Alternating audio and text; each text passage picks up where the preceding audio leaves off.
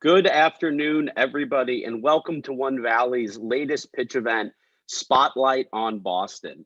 I'm Alec Wright, the Chief Innovation Officer of OneValley, and today we have 8 incredibly exciting seed stage founders emerging from the Boston ecosystem that we're really honored and excited to bring to this audience. It's a great opportunity to be able to convene founders, investors, and the entire ecosystem, especially important today as we're driving for virtual connectivity and networking while we're still getting back to normal.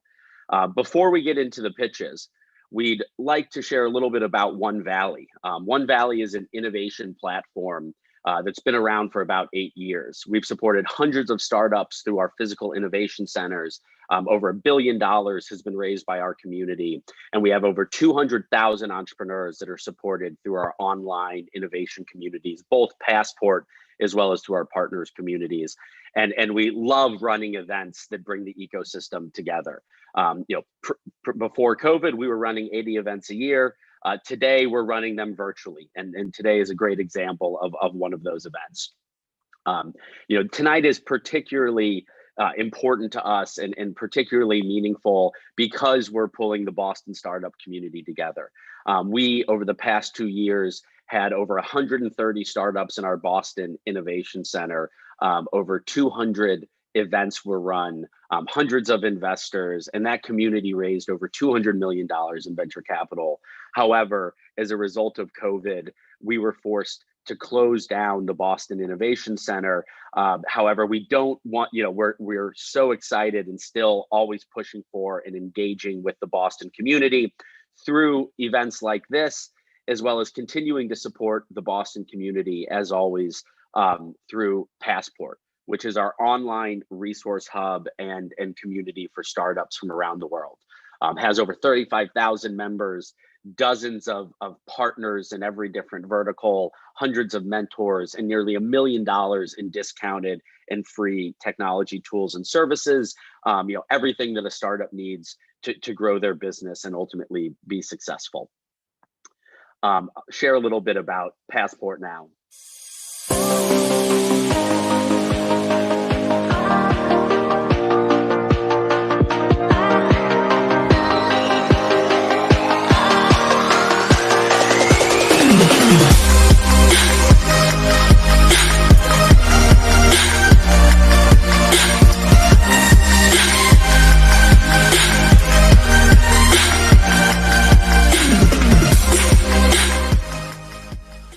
So that's Passport, again, our resource hub and community available for startups anywhere in the world.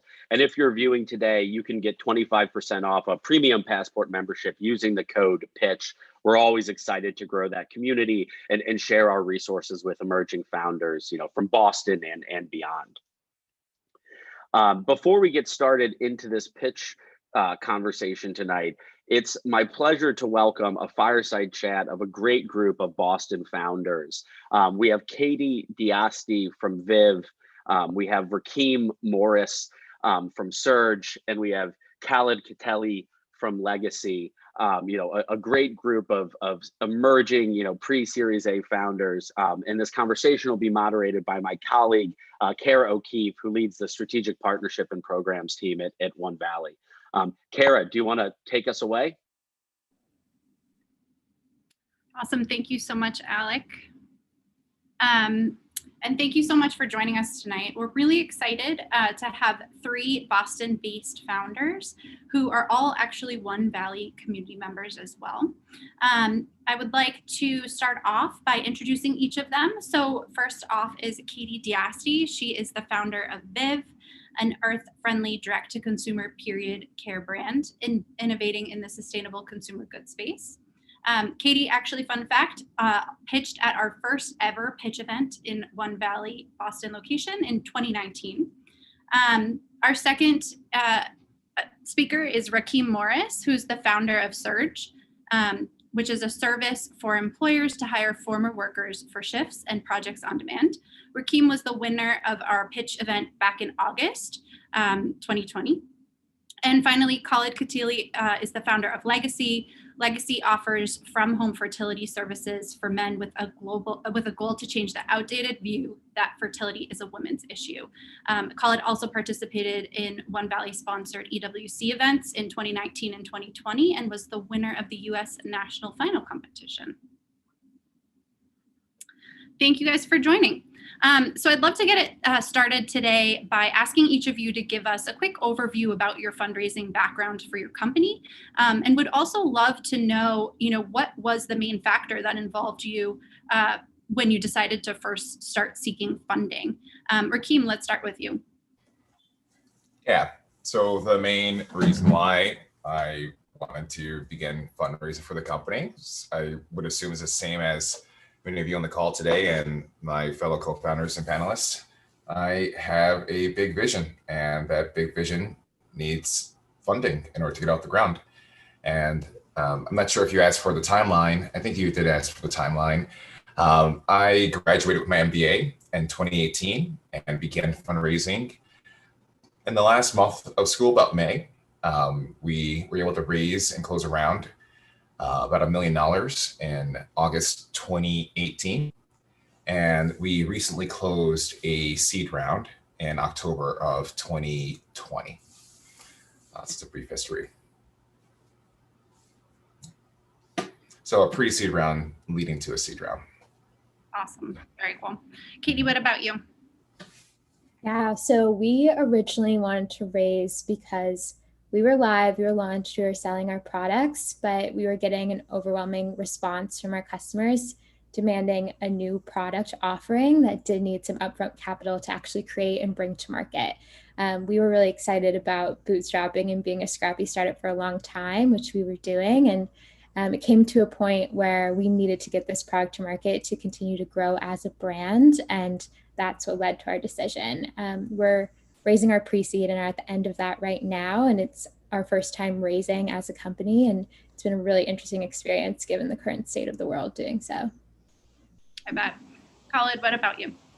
I had very mixed feelings about raising VC funding in the early days. I thought it was absurd that people were raising at such high valuations. I didn't think that we needed millions of dollars to get the company off the ground. I felt like I just need like 100 or 200K and, we'll be fine. Need enough money to survive.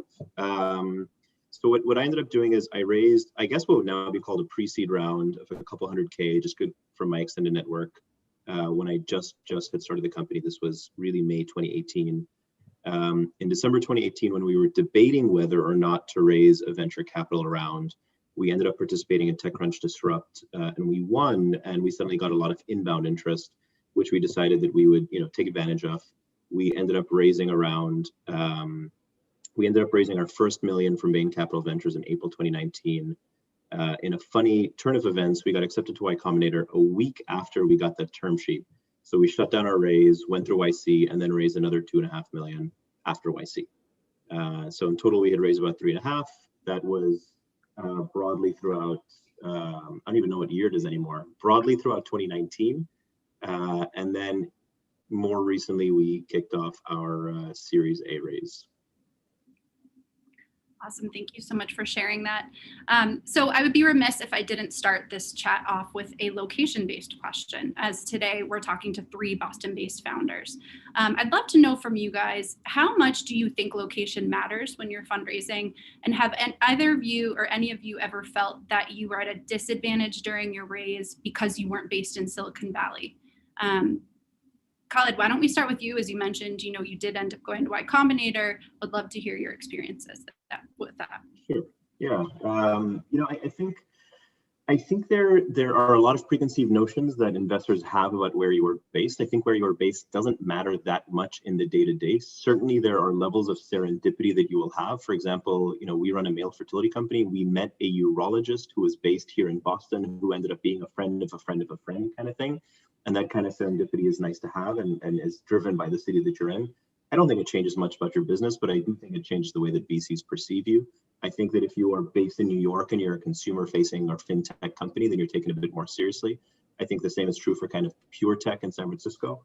I would say that being in healthcare work, Boston is a phenomenal city to be in. If you're doing biotech, if you're in healthcare, Just given the strength of the schools that are around here, I actually think that we got a bit of a bump, and we really doubled down on this idea that we are a healthcare company first. That's why we founded in Boston, and I would say that it ended up being a bit of an advantage. It could be a bit of it could have been a bit of a disadvantage under other circumstances. Rakeem, what about you? What has your experience been engaging with investors outside of the Boston market? Yeah, so generally positive experience. I say when I was raising the pre-seed round, I did a lot of, not a lot of, but a handful of people saying that your company's at this stage and I'd like to be near you, given the stage of your company. So I got that from 3 investors. At the same time, with the pre-seed, I met with maybe 30 or 40 or so. So about 10%. Those investors expressed some concern like that. Other than that, I have not felt as if I've been hindered by being based in Boston and raising money for this company. And I'd say even with the pandemic, it's a non-issue completely nowadays, especially with Zoom and connecting in this way. Yeah, with everything having to be a virtual meeting now, it makes it much easier. Yeah. Katie, I have a little bit of a different question for you that's more about the Boston investor landscape. So what is your product is CPG, female focused. What has been your experience in pitching your product to predominantly male investor groups in the Boston area? Yeah, absolutely. There are definitely some pros and cons. Of course, we can't simply send investors our products for them to try out and experience on their own. And so having to make it a way that we can show them what our products are like to our customers has been really key. And sometimes we do have to spend a little bit more time explaining our problem. We have to show a lot of reviews. But I think a positive element is that people truly believe we're experts in this market and they understand that. And we use it as a teaching opportunity oftentimes when we're pitching. And I'd say if you're pitching a female focused product, stick to your numbers and show how massive of a market this really is and how big of a pain point it is for so many women and how you can make an impact in that space. And that's been crucial for us. And I think a really good investor understands that not every product out there is made for them, but they can see such demand in the space. Yeah, I think that's great advice. All 3 of you, and as you've mentioned in your introduction, all 3 of you have been participants in really great accelerator programs. I'd love to know what the value of those programs were for you, and how did it impact your growth? What did you go in hoping to get, and what did you essentially get? Khalid, do you want to start?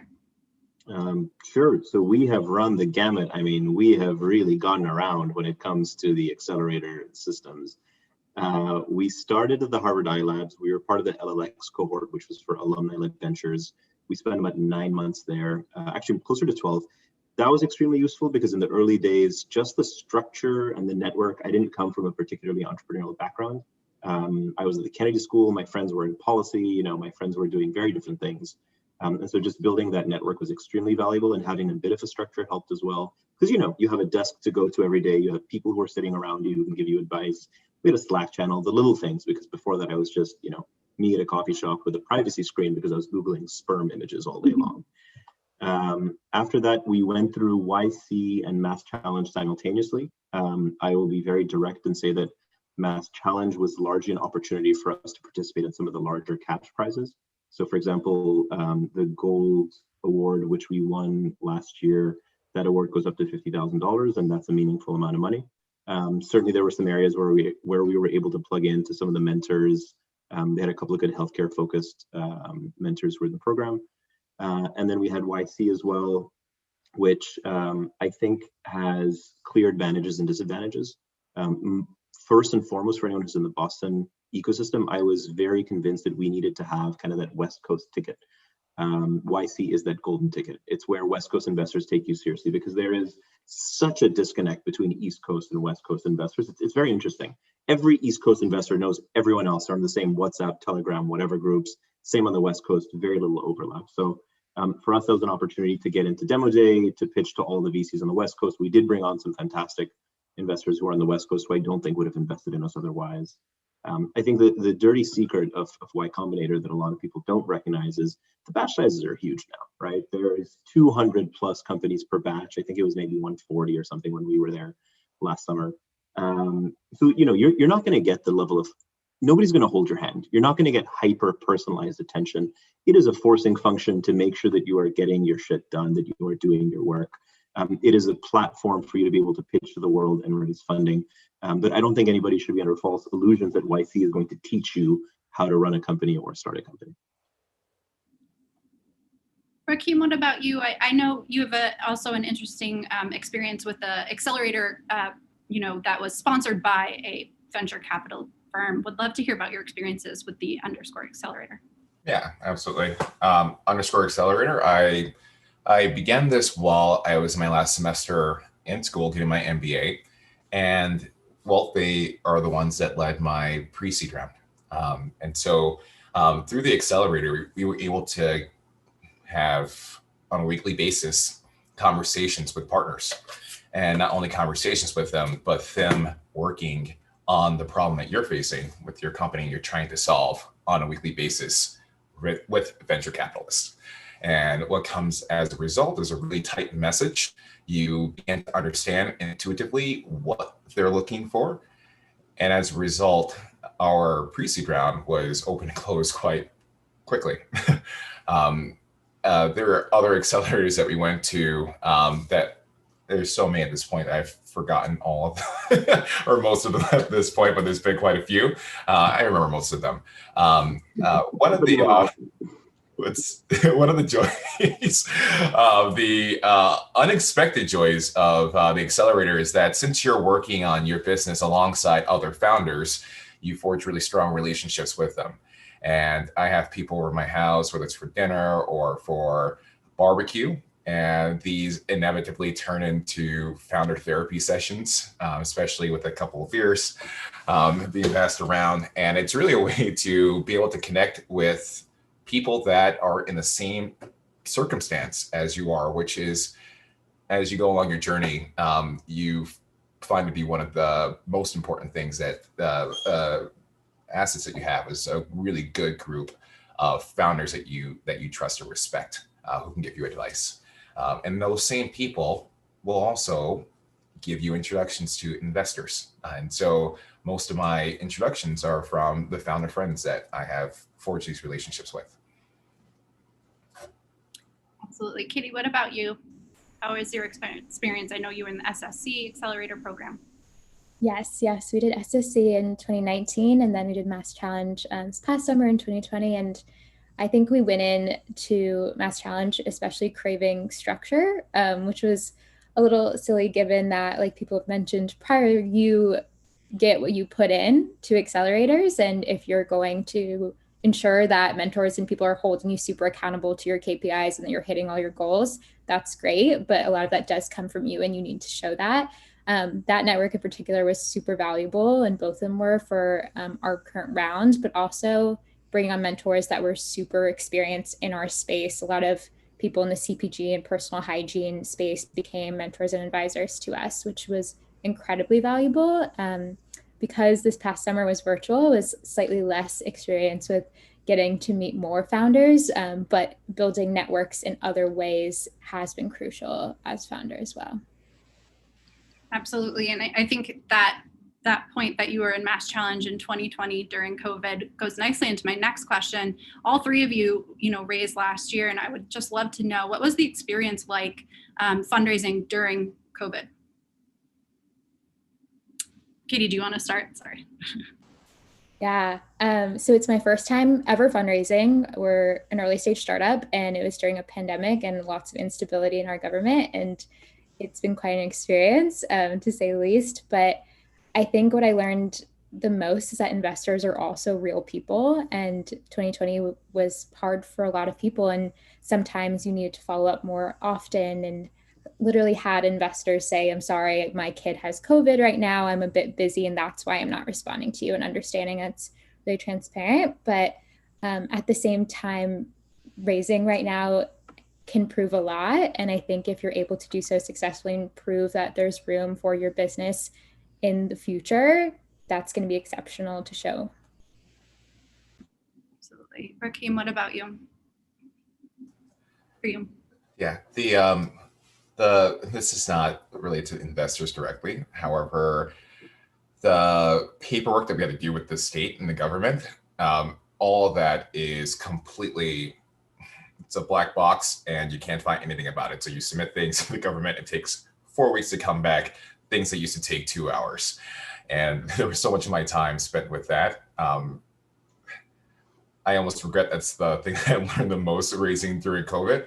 By and large, the investors were just as responsive as they were, at least for me, before and after. Khaled, did you find that you had to change, the way you were pitching once things started going virtual?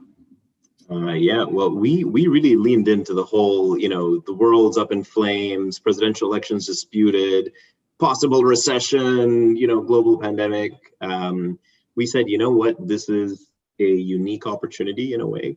The main reason being, one big disadvantage of being in Boston is a flight to San Francisco is 6 hours there, 6 hours back. Even New York, you're talking about a 3.5 hour Acela. And so we just went super, super aggressive on the fundraising, averaging probably 3 or 4 investor calls a day. And the nice thing is you can do this because, you start your day with the East Coast investors, right? And then you end your day with the West Coast investors. And here's the dirty secret for anyone who's thinking about pitching. Here's what you do. You get a big fat monitor, you put it in front of you. On the left-hand side, like the left half of your screen is your slides. The right half of your screen is a script. Now, here's the beauty. You can have a big fat script and big text, and investors can't really tell. I might be reading off one right now, because if you're good enough at it, they can't see your eyes moving. So you don't even need to look at them. You just give your pitch, and now you have nailed every sentence, every inflection, every tone. You have an FAQ ready for yourself, depending on whatever questions they're going to ask, that you can just scroll to. I put like a hashtag or a pound, and then like the key title for whatever questions I thought I would get, like market sizing. So I could do a quick control F, hashtag market, and it would pop up the perfect answer. So really, there's an advantage. I'm not that quick on my feet usually if I'm in person, but when I have the answers right in front of me, that helps a lot. So that is my strong advice to anyone who's doing it now. That's really great advice. All the founders right now are running to do that for their pitches. Little last minute for that. I don't even look at their face. I don't even know how the investors are reacting. I just give my pitch. Awesome. So we're going to start wrapping up, but I'd love to just ask each of you, and Khaled did this a little bit, what's your best piece of advice that you like to give to founders who come to you that are about to begin their fundraising? Rakeem, let's start with you. Yeah, it's practice. The first time we raised, we were part of a 3-day pitch competition. Every single day, we did our pitch in front of 50 investors, and they gave us 30 minutes of feedback. We did that 4 days in a row. At the end of that, the pitch was hitting a phenomenal rate. And going to my seed round, I wasn't able to practice as much given COVID. Now I think about it, that's one of the learnings from last year. So not going through as many investors and pitching the idea. But the thought is that if you go through it a couple of times, have these conversations with investors and not necessarily be fundraising at that time, you are going to begin to spot those questions, those FAQs that people ask you, and you'll have them at the drop of a dime when someone asks you on that 45th time that you're going to pitch your deck. Thanks. Katie, what about you? Yeah, I would say start earlier than you think you need to. And there's that whole saying, if you wanted advice, ask for money. If you want money, ask for advice. And I think we spent at least a month to a month and a half just purely asking people for advice and asking for feedback on our deck. And especially being young female founders, we knew we had to have our numbers really tight and have every single question like ready to go answered. And I will say I've used Khaled's advice of having things on the screen so that I can always just find it and have an answer for them, which has been magical. And another aspect I would say is build another network of founders who are there to support you. And I think a lot of intros that we've gotten to some amazing investors have been via other founders, and that's been awesome. Yeah, the founder network is really important. We've seen that, here at OneValley, OneValley Boston, and in OneValley San Mateo. Call it any parting words other than the.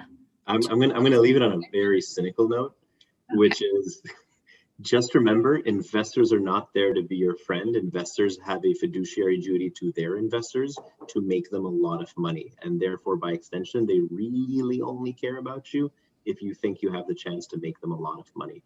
And this is something my friends reiterated a lot to me when I was applying to YC. It's like, make them see dollar signs. That's the most important thing. And just remember, if they're not getting back to you within 24 or 48 hours, it's not good. So. All right. Well, thank you guys very much for your time. Really exciting to see how far actually all three of you have come. Even in a year, we've seen amazing growth. Thank you for being part of the OneValley community. And we're really excited to see where you guys go next.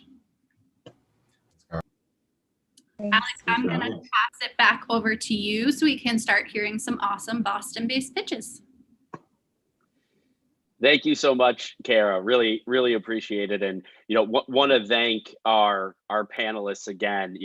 A special thank you to Katie, Rakeem, and Khaled. Just great insight, great perspectives, and definitely something that, any early stage founder that is thinking about raising capital, growing a team, should have on their radar. And so, again, thanks to our panel for all of that great advice and perspective. We're now ready to get into the pitches. As you all know, this is, as Kara mentioned, our spotlight on Boston. We have 3 exceptional judges that are going to be with us tonight. We have Kat Zorig, who's a venture partner at InnoSpark. We have Evan Anyasik, who's a co-founder at Delta Sift, and we have Juan Scarlett, who's the managing director of OneValley Ventures. I'm going to give each one of our judges a minute or two to introduce themselves in their background, and then we'll get into our first pitches. Kat, do you want to get us started? Absolutely. Thanks, Alec. Here, I'm trying to come on video here. Hi, everyone. My name is Kat Zorig. I'm from InnoSpark Ventures. We're a Boston-based fund investing in early-stage AI companies based in Boston, New England area, or at least the northeast part of the US. We were founded by 2 of our GPs who essentially pulled together their own money to build a $100 million fund to really address the early-stage funding gap that we talked about on the East Coast. One GP is a deep AI expert, a founder of multiple successful AI companies, and the other one ran Bain Capital for many years. And we focus on pre-seed to Series A and B, and really take a kind of a hands-on strategic partner approach with our portfolio companies, and some of which are included here. We're a small team who are all former operators and are having a lot of fun finding, investing in, and working closely with high impact companies here. I joined after working on a startup myself that was at the intersection of AI and mental health, and bring a few years of enterprise SaaS product development experience. So I have my contact info here on the bottom. Reach out if you have, if you're an aspiring entrepreneur working on an AI-led idea. Super excited to see all the amazing companies pitch here today. Thank you so much, Kat. Really appreciate the introduction in the background. Evan, do you want to go next? Yeah, absolutely. Thank you, Alec, for obviously having me on here. Altogether, my background's a little bit, I would say, not the typical thematic investor route or the founder route. I actually got into an argument with my college professor about how to score and grade my Mandarin classes. So I ran off to China to learn Mandarin. So 我可以说一点 came back, and that was actually how I got my first job in Silicon Valley. And before then, Silicon Valley was very much so this nebulous, I would say, untalked about space where I went to school. And so once I kind of got that first opportunity, got my feet wet as far as entrepreneurship, I got hooked, as I think everybody does. But in short, I started a company called Algo, shortly after I had one of the first hacker houses in Silicon Valley. Algo went on to be acquired in 2017 by one of the largest data aggregators for social media called Meltwater, where I helped to run in several different initiatives as a senior product manager. And then shortly after that, that was my introduction here into the digital marketing space, where then we went and founded a data focused and data science first company called DeltaSift, where we really pride ourselves on applying the application of heavy analysis to actually making thematic decisions in your actual acquisition strategy or digital strategy. And the biggest thing, which is obviously not so obvious here, is in the namesake of DeltaSift, which is very much so fundamental to who I am as an individual. But Delta meaning change and Sift to search for. It very much so is applied to how we also think about the space and where we really use our process to help nonprofits and to help donate capital where we can to be effective in communities of, necessary need of privilege. So, that has been our legacy now for the last couple of years, and obviously very excited to hear you all speak, and hopefully can be of help in outside of this realm as well.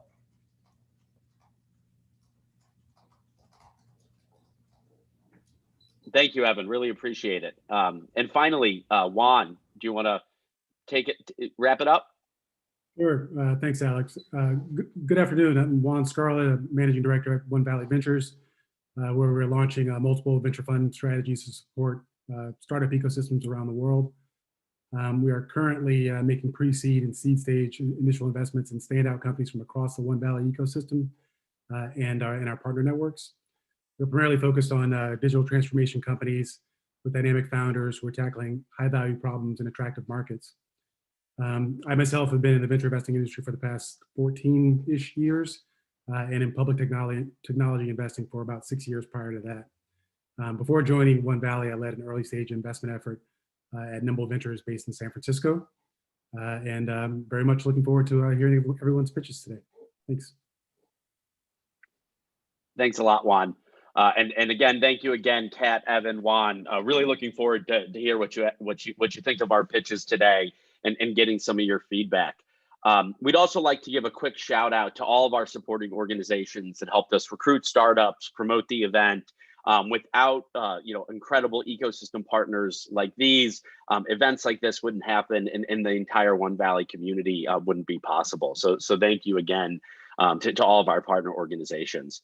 And finally, what we're all here for, our grand prize winner today is going to get $3,000 in cash prize, a free passport membership, premium membership for a year. And then we also have the People's Choice Award. So again, everyone who's watching this, don't forget to sign in, vote. You can pick your favorite teams, and we'll be awarding $500 to the presenter who was the most popular in the audience. And we'll actually even be giving a free passport membership to one of our audience members, but you have to vote to be eligible. So please, tell us what you think, and ultimately we'll be hearing from our judges as to who the grand prize winner is today. And again, we are ready to get started with 8 great early stage companies from the Boston ecosystem.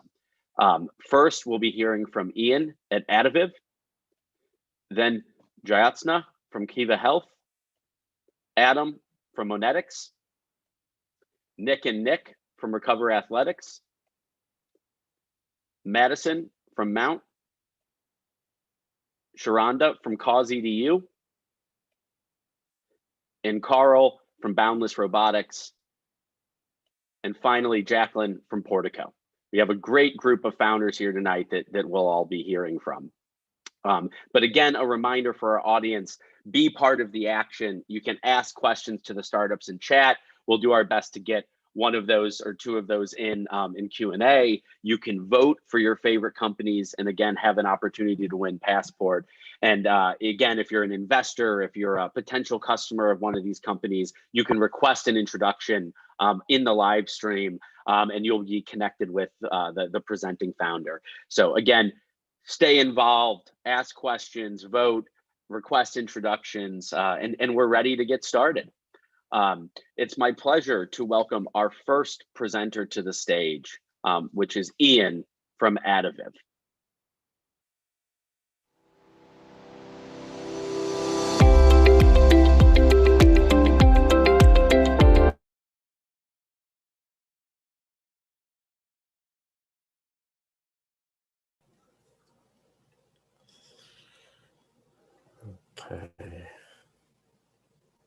Can you hear me all and see, hear and see? You're good. You're coming through loud and clear. Okay, awesome. Thank you. Sorry for the little delay. Just learning how to do this. Pitching to an audience online for the first time. Great. No, thank you. Thanks all for having us. Kat, Evan, Juan, thanks for being here and listening to our pitch, and super excited to hear everybody else and to the other founders that had the great fireside talk again earlier. Super helpful stuff. My name is, I'm going to start now. My name is Ian Seiferling. I'm one of the co-founders and CEO of Adaviv. We're an MIT spinoff aiming to really usher in a new generation of profitable, highly efficient, controlled environment farms in order to, what we say, make every farmer really the best farmer today. And that means growing the highest quality food and medicines in a really efficient and sustainable way.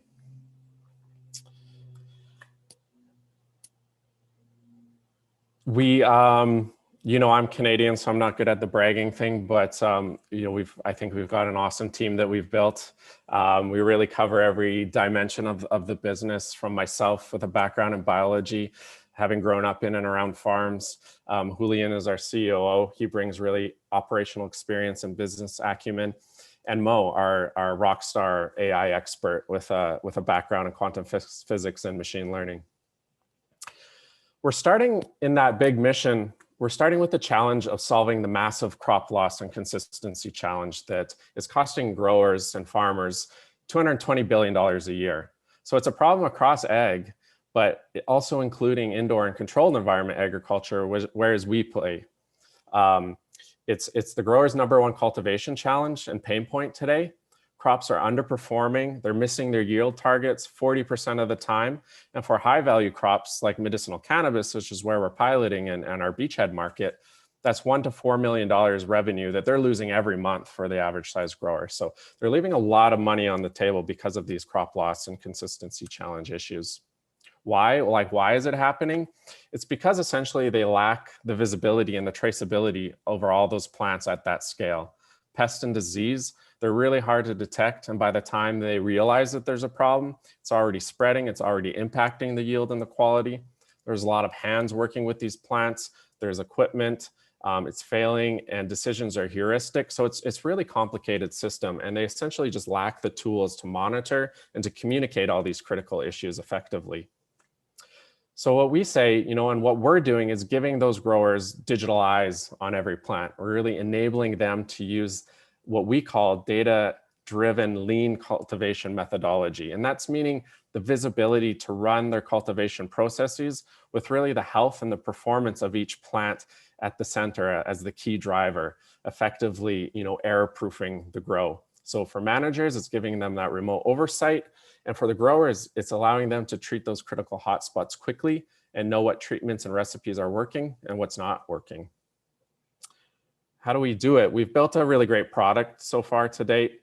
Our automated crop scanner, we call it the Mantis. It moves along the greenhouse walkways. It scans every plant and detects plant stress, pests, diseases. Our in-house AI engine translates that data into KPIs.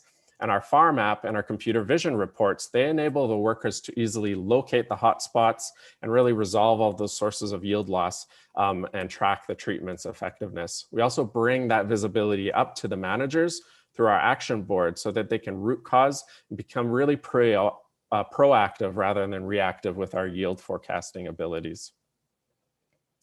We're actively deployed with a few operators today. We've already seen really strong impacts from our solution. We've quickly been able to help them be aware of 4 to 7 times more critical plant health issues, root cause those, get those under control, and the results have been consistent 20% yield gains from their previous baselines. And for a mid-market kind of smaller size operator that we've been focused working with, these kind of bumps bring them another $3.5 million extra revenue straight to their bottom line. And that's for like a, you know, a $20 million size, $25 million revenue company. We provide the solution through a SaaS pricing model where we're charging $8 per square foot. This wraps up everything, including the sensor, into a single subscription. And it gives us 80% gross still also providing like a huge 900% ROI for the customer. And that's even calculated just on a conservative 5% yield bump. And we're already seeing 15, 20% yield bumps with our early customers. We're building this company really to be a major player in the future of sustainable agriculture. But like, our analogy is like Tesla. We're starting by building the sports car for the high value, rapidly growing cannabis market. Today, that's 1 billion TAM for us. We'll pilot early with greenhouse tomatoes to collect that data that we need. And then we'll leverage our revenue from cannabis and our product market fit solution to build the affordable car for the fresh vegetable market, which is also in North America, a $1 billion TAM. Then our plan is through key partnerships with ag corporates and greenhouse constructors and leasers. We're going to sell rapidly into those markets and expand to the 12 million global market, which includes South America and the EU, where controlled environment agriculture is already a huge market. We've leveraged a lot of amazing support, as we just talked about earlier, how key that is. First and foremost, coming out of the MIT community. We're currently leveraging ag experts and advisors through some of the programs that we're involved with. We've built a really strong network through a cannabis advisory board, and we have really great technical and business mentorship as well. And finally, we've built a really strong customer pipeline with a clear path to 10 million ARR. We just signed a new large player that's going to 5x our coverage, our canopy coverage. So we're super excited to increase our bandwidth now to serve those customers and to bring our product to market. So with that, if you're interested in our mission and you want to get in touch, please do, and we'll be happy to talk. But thank you for the time today and the opportunity to present here. Thank you so much, Ian. Really enjoyed the pitch, and exciting to learn the technology you're working on and the places where you're applying it. And certainly congratulations on the progress to date. Seems like great early traction. I'd love to throw it to some of our judges. Maybe Evan, do you want to kick us off? Yeah, absolutely. Ian, thank you for your time, obviously tackling this massive problem that's not only very much so challenging in the United States, but also developing economies as well. My biggest question actually is just a point of clarification. Are you only a layer as far as, SaaS is concerned that operates on existing equipment, or do you also build and help, cannabis growers, for example, utilize your own equipment that you might have put together? Yeah, great question. And it's a bit of a hybrid approach. So what we want to do is maintain and even in the future become more and more agnostic to the hardware. So we don't want to get bogged down in hardware development. But at the same time, our approach is really a data first strategy. So to get this high quality, high resolution data where we can get imagery and multi-dimensional sensor data for each and every plant, we had to build our scanner system ourselves today. Having said that, it's all off the shelf components. We're looking now to outsource the assembly of that. And it's the value there is really it's plug and play. The growers don't have to install any infrastructure. That's a huge friction point for them. Is it going to cost a lot up front? Are we going to have to install this into our facility? They're really wary about that kind of stuff. So we want to be plug and play, drop our solution in. That's the core of our data. At the same time, we can integrate with their environmental sensors that are already in place and all those inputs. Because today they're collecting data. They're collecting temperature, humidity, inputs, nutrients, but really they don't know what to do with it all. So, that's part of our play here too, is to put the plants first, but also integrate the data that's just sitting there in those data lakes right now and really extract the value out of that and help them down the line, generate better growing recipes is really the golden egg that we're chasing. Got it. Well, then on that note too, just to tug at that a little bit deeper, and then I will pass the baton here. But as far as the actual modeling you're doing today on the data side, how much of it is, out of the shelf, off the box, standard modeling versus how much of it is proprietary from not only just a data source collection perspective, but also just from some of the hard feature set work you've done. Obviously, you have an incredible team, so I assume there's some done. Would love to learn a little bit more about that whenever you reference your in-house AI engine. Yeah, so we've got 2 patents pending, and those are essentially system-based patents. They include the back end and what we're doing with the AI and the modeling, but they also include like what type of data we're getting, how we're getting that data, and how we turn it into some valuable KPIs. But in terms of, you know, the modeling itself, it's a combination. We're obviously using, you know, off the shelf architectures, you know, everybody is for the most part in AI, but there is a lot of tricks that we can do to generate more data faster. So we do a lot of like, you know, secret sauce kind of data manipulation, data synthesis to basically get more out of the data that we collect.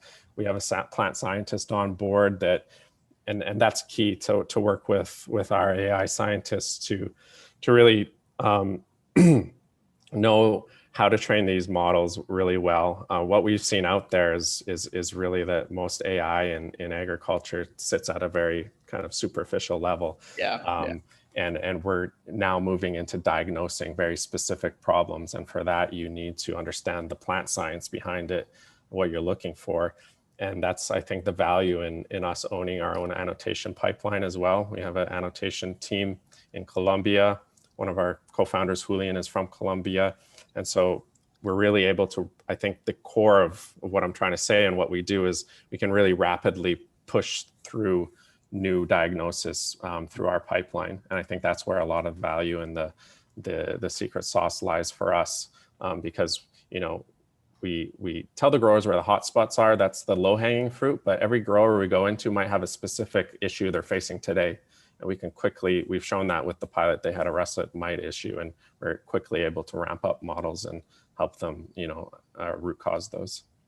I think we have time for one additional question. Either Kat or Wanda, either of you have a particularly burning question for Ian?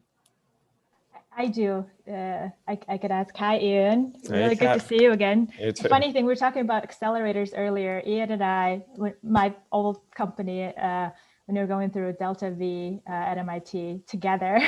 And so Ian's company was one of those that really stuck around. So I'm so happy to see all the progress here. My key question here is really on I think what Evan was also trying to get at, which is, this is obviously a big market, right? Big opportunity. There's so many other players who are trying to do similar things, and especially within the cannabis market as well. So, you know, what really makes you different? Who are all the competitors, and what makes you truly competitive against those? Yeah, there's a lot going on in agriculture for sure. It's getting really hot, like people's attention turning there. It's been a traditional industry for a long time. I think a few things. So for us, I mentioned data first strategy. That's a big differentiator for us, is our ability to get in quickly, collect that data and own that data and build up a really strong data moat, because we can deploy remotely. We can come in really lightweight and plug and play. Our competitors, you know, and there's actually not that many. There's a couple in the indoor ag space and less so in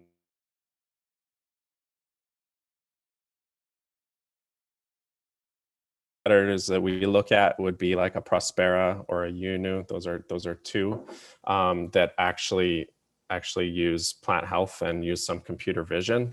The rest, you know, that are in that space is a lot of environmental sensing, IoT stuff, and we just think you just can't actuate on that type of data that much. You know, you really need to understand what the plant is telling us. But within that space of plant health analytics and computer vision, again, it's you know, this sweet spot.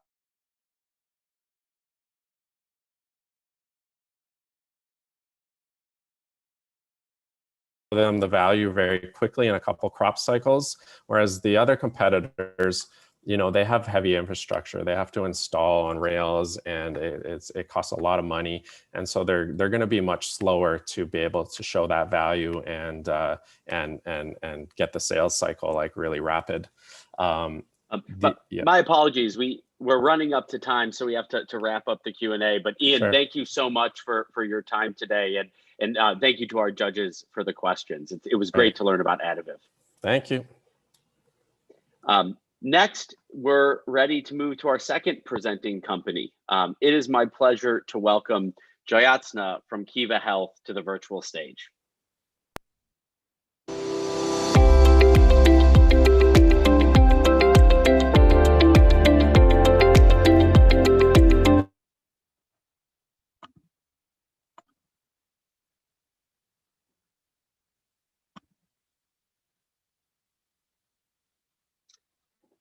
Good afternoon, everyone. This is Jyotsna Mehta. I'm the CEO and founder of Keva Health, where we have built a remote care management SaaS platform for respiratory health. It's a pleasure to meet you all.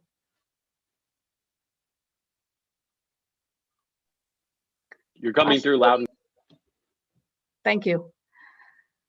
Our story starts with my daughter, Karishma, who was diagnosed with asthma when she was 4 years old. And that's when we realized that there were no tools for adequate management of her chronic condition. We realized that 1 in 4 patients die from asthma and allergies, and there is 1 COPD death every 4 minutes. The economic burden of asthma and COPD amounts to about $130 billion. There's 25 million patients with asthma and 16 million patients with COPD, coupled with disparities, which is also a big part of social determinants of health. So the problem is essentially that technologies that are out there in chronic care are focused only on data collection and not necessarily disease management. There's lack of remote care management solutions for patients in between visits. The respiratory care illness market, unfortunately, is needing attention. It's untapped. And we all know we are in the midst of a pandemic where patient care has moved outside the doctor's office. So to solve this problem, our team developed a complete respiratory remote patient management platform.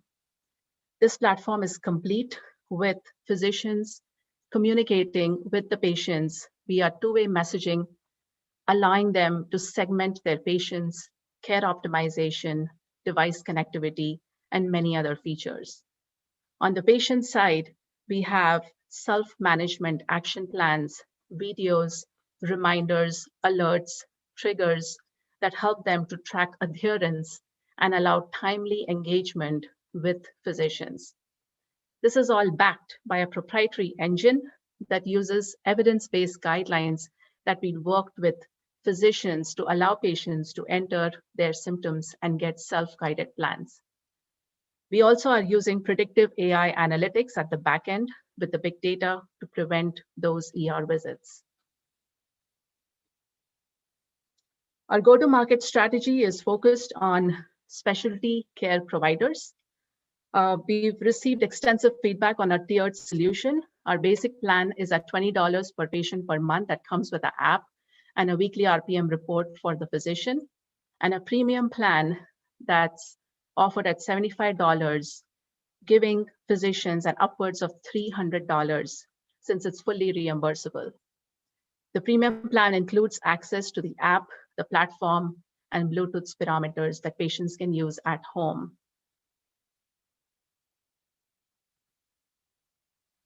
Our strong competitive advantage is in the fact that we have focused on specialty care on a niche area that needs attention, whereas most of the competitors out there are in the primary care RPM space. In terms of our revenues, we hope to have about 1,500 paid patients by the end of 2021, assuming they're all on the $75 plan and half of them are on the $20 plan that I just alluded to. 7,000 patients by the end of 2022. This would include both asthma and COPD. And lastly, roughly about 15,000 patients by the end of 2023. In terms of our traction, we have 2 ongoing pilots, one with a large-scale IDN in Massachusetts, Bay State Health, that has enrolled over 100 asthma patients. We're also working with the Peoria Public Schools in Chicago, Illinois, with about 350 asthma school children who desperately need asthma self-management at home. We have over 600 users of our current app and 20 potential physician signups in the first quarter of 2021. Our team is composed of folks with domain expertise in big data, technology, digital health, RPM. Our advisory panel is composed of renowned allergists, pulmonologists, nurses, and PCPs who are all using our platform and have given us a lot of guidance to build it.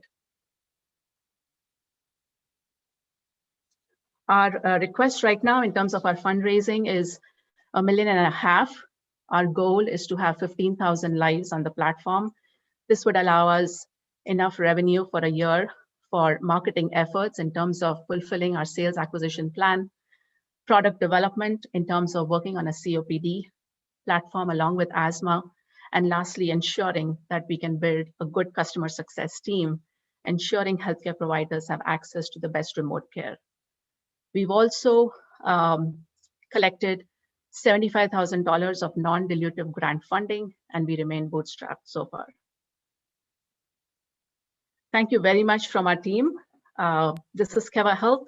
We are helping patients one breath at a time. Thank you very much, Gyatso. It's great to learn more about Keva Health, and congratulations on the recent pilots. It sounds like a very exciting opportunity.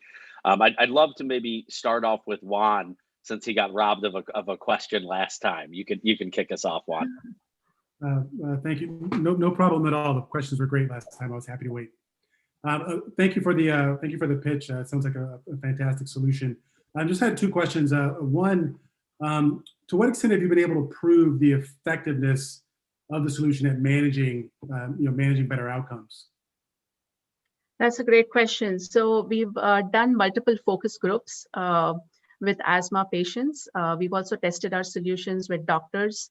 And so with increasing engagement with providers and patients, because it's all about connecting providers with their patients. In the long term, we definitely want to see those improved outcomes and reduction in ER visits.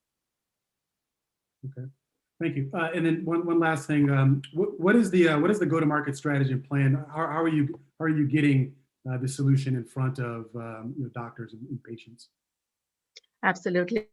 Thank you for that question. So our go-to-market strategy is focused on allergists and pulmonologists. And these folks, we have about 10,000 in terms of the numbers of allergists and pulmonologists in the country. And our hope is to reach out to them through either email campaigns or reach out to them through various mechanisms and have them test or pilot our solution. We're offering a 30-day free trial, after which they can enroll in a 3-month, 6-month, or a 1-year contract. And we also offer devices in addition.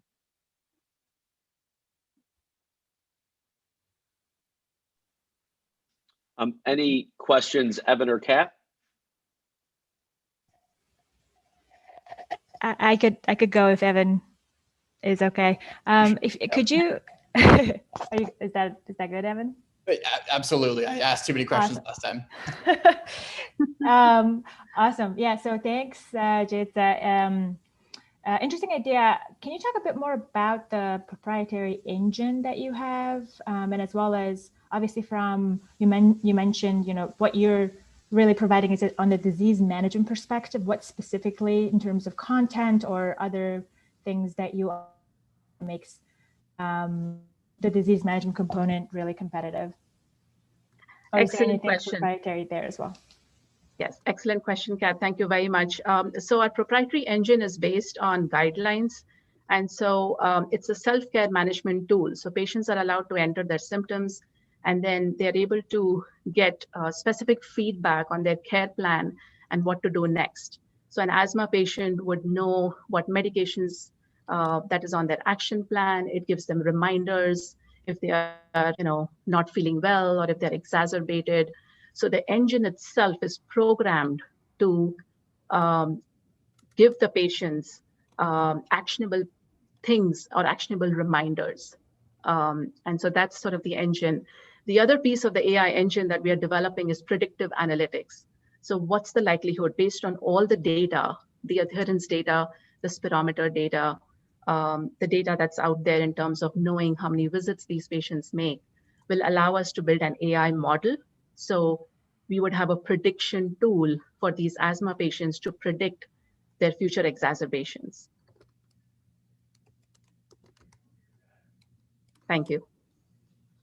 And Evan, we have time for a quick question for you if you've got anything.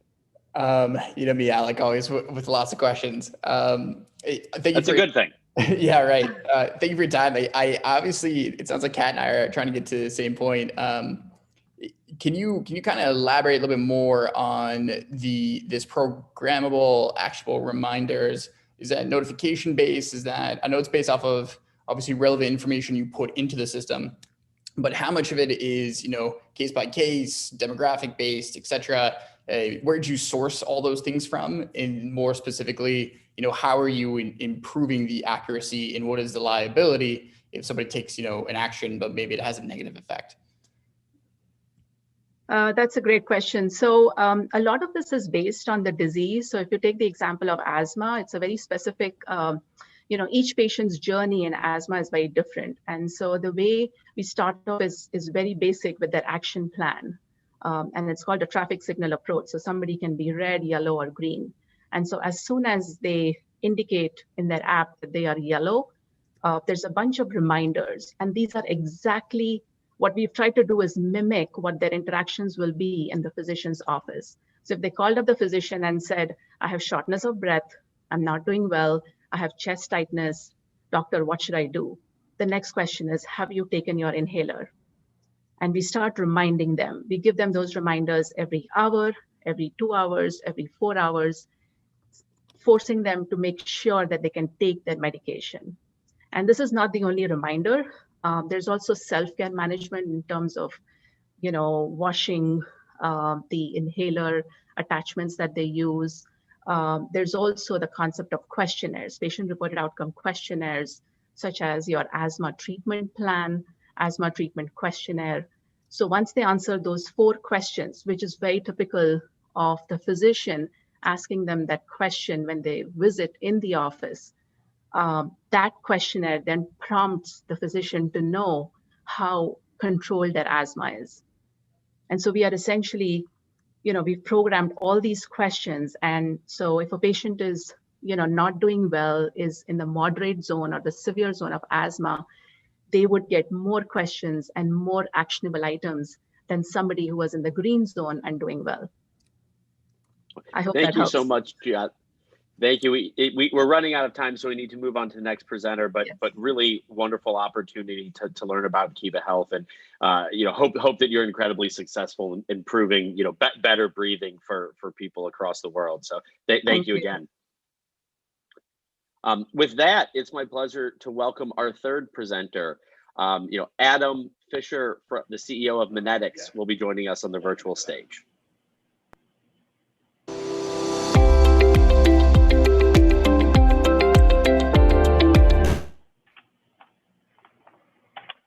Good afternoon, all. Thank you for learning more about Minetics. My name is Adam Fisher, CEO and founder of Minetics. Minetics is the Carta for debt. We set out early last year to provide a SaaS platform that revolutionizes the way commercial debt borrowers, lenders, and services manage their loans. We are transforming the way cash and information flow for this $46 trillion space in the United States, and using commercial real estate, which is about 8% of this global market, as our beachhead. A little bit of background on the team before diving into the actual product. Myself, I have extensive background both in real estate investing as well as in prop tech. Prior to launching, Minetics was head of acquisitions and capital markets for a local operator in Boston called Jumbo Capital. Prior to that, was an early employee at Hightower, which merged with VTS, focusing on their client success and onboarding team, as well as product analytics. And prior to that, I started my career at BlackRock on their CMBS modeling and analytics team. Our CTO, we're very fortunate to have Chris Rand, who joined us this past August. He has both technology expertise as well as domain expertise, having worked for Natixis on their investment banking and CMBS securitization, prior to starting his own startup called Zation, which was a CMBS securitization platform that spun out in Texas. We also have a great group of investors. So early last year, we closed on a pre-seed round with Zig Capital. They backed many of the pioneering prop tech and fintech companies, as well as Goodwin Procter, the law firm, and personally Minta K as well. So what is the problem that we're solving here? You look at the commercial debt space, and currently it's managed inefficiently. Loan abstracts, data is in Excel, Word, no central repositories. There's no structured data around this. So when you think about it, we're spending, we being commercial real estate investors or other investors, tens of thousands of dollars negotiating these hundreds of pages of loan documents, and we have no way to manage all these liabilities we just agreed to. Coming from a survey that we conducted last year, 90% of the respondents don't have a technology solution to manage their loan portfolio. This is both on the borrower side as well as the lender side. 60% say they give their process a neutral or negative, and 77 would be interested in purchasing a product like Monetics to help them de-risk their loans. So what do? We start off by just structuring the data for their clients. This came directly out of my experience with with Hightower, in that if we were to send a Excel spreadsheet with 130 different fields to our clients, say, hey, fill these out, and then we can provide you, with these workflow tools or whatever it might be, they would look at us and be like, we don't even know where to start because we don't even have this data structure. So we are starting right now by structuring all that data and providing the foundation for them. As part of the structuring, we're not just extracting this data out of their loan documents, we're also tethering their data to the underlying part of the loan document. So a user can go from the abstract to the underlying part of the loan document with a click of a button. 9 out of 10 times when you actually reference an abstract, you need to reference the underlying loan document for more context because these are very complicated structures. This data then flows directly into all of our other modules, including our dashboard. That gives our users a 360-degree view of their portfolio, allows them to slice and dice the data directly in here. And in the future, we're working on enhancements to the platform that provide market intelligence, predictive analytics, ability to really ease the data between lender, borrower, and servicer, as well as several other integrations. Where we're going, as I mentioned to start, we're focusing on the $3.7 trillion commercial real estate market first. This is our beachhead into the commercial debt market as a whole. After that, looking at each individual market and participant in each market, we're focusing right now on the far left bubble, the borrower. They have the most pain experience. And then after that, moving on to the servicer and lender, that allows us to create this ecosystem for that final process where we're actually processing the escrows and the cash management for everyone. After that, we take this same process between borrower, lender, and servicer and move into other commercial debt products, including infrastructure debt, corporates, munis as well. Where we are today, we launched our product at the end of September. Since then, we have signed up 5 clients. We closed out last year by doubling our ARR to about 13 million. And then this month, we've already signed up our next client, which is included in that number, and increased that by 50% already. We've got 29 loans. Our NPS score is 67. And the pipeline that we're currently working on has a weighted ARR of about $1.3 million. Our current team is four individuals on our engineering side, led by Chris, myself, as well as gentleman Dimpesh Darji on the business side, who's formerly the global head of Naveen or TIA's global debt portfolio, and a gentleman, Brian Ramirez, who is at Wells Fargo and felt this pain on the servicing side as well. We also have 2 advisors on the team, Dan Bober, the former head of Wells Fargo servicing, as well as Aviva Fink, who's a prop tech and startup expert. And with that, I'll turn it over to any questions. Adam, thank you very much, and really appreciate you sharing the Monetics story. I'd love to throw it over to our judges for any questions. Maybe Juan, do you want to kick us off? Sure. Thanks, Adam, for the pitch. Sounds very interesting. I guess I'm curious about the conversations that you're having with potential customers. It sounds like many of the potential customers are not using current technology solutions to manage their portfolios. So what then? I guess how are you getting them to see the light for the Monetics solution without them having any prior experience with any tech solution?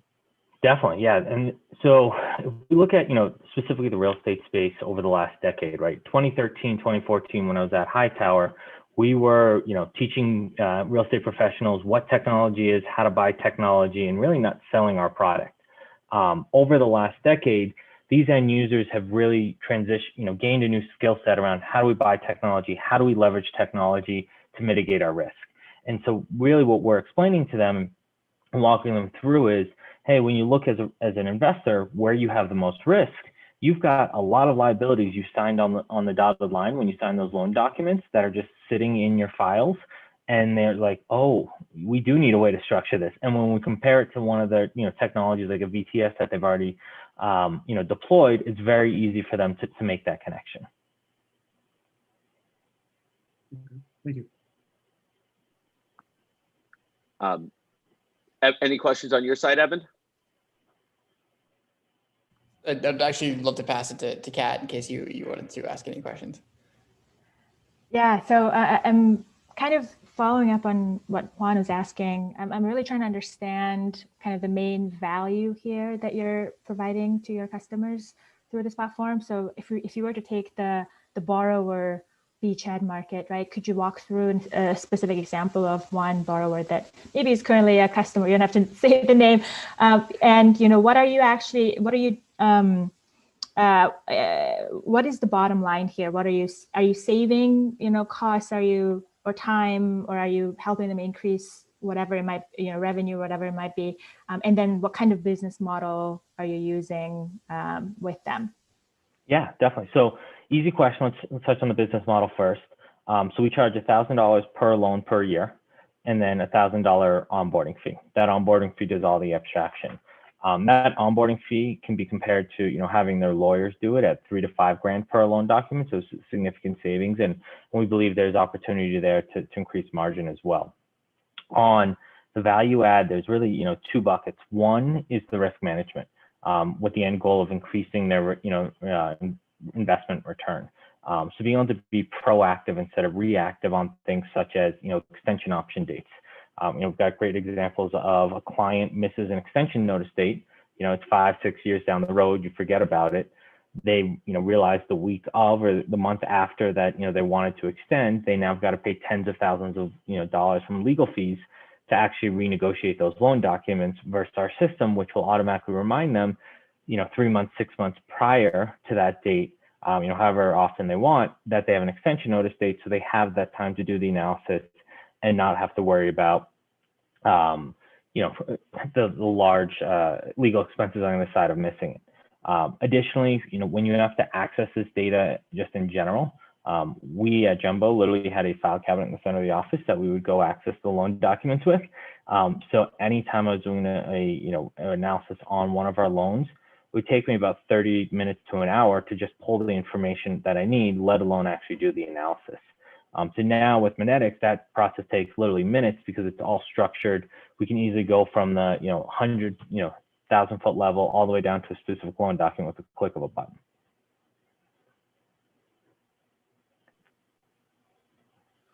Wonderful. Any questions, Evan, or are you good to go? Yeah. Actually, I do have one. The one big one is, as far as the onboarding process is concerned right now, and when you take on customers, and obviously a lot of the model, it sounds like, is based around structuring their current data and then making sure that it operates within your system. What is in general the biggest overhead as far as that barrier there? And then more importantly, what is the near future? What are all the other barriers in the product itself today that you see as a lot of room for optimization? Definitely. So, the big barrier today on onboarding, our biggest cost is paralegals and lawyers that we use via Upwork to onboard them. There's kind of twofold reason why we went this path. One directly came from feedback from our clients that they don't trust AI right now to do this information, nor do, we're in the process of building trust with our clients. The last thing we want to do is say, hey, we just abstracted all your data via AI. And then the second one is, overseas. I built a team at Hightower to do all the onboarding overseas. And they're like, no, we want this to be onshore and done by at least a paralegal because of the language that's getting pulled into here. That being said, in the background, we are working on what we call Project A2, which is abstract assist. So if it takes someone 3 to 5 hours right now to abstract a set of loan documents, even if we can get that down to 50%, right, and 50% of the documents, so we can get it down to an hour and a half, that's still a 2 to 3x increasing your efficiencies. At the same point, what it allows us to do is really build the confidence with our clients of saying, hey, this is what we did with our paralegals on an abstract. This is what AI did, and you could see the deltas here, versus just kind of going in blind with an AI, and they're like, well, is this smoke and mirrors? Is this actually working? What's the confidence, and things like that. Thank you so much, Adam. Really, really exciting to learn about Monetics. Thank you all. Have a good one. It's my pleasure to welcome our fourth presenter to the virtual stage. Please welcome Nick and Nick from Recover Athletics.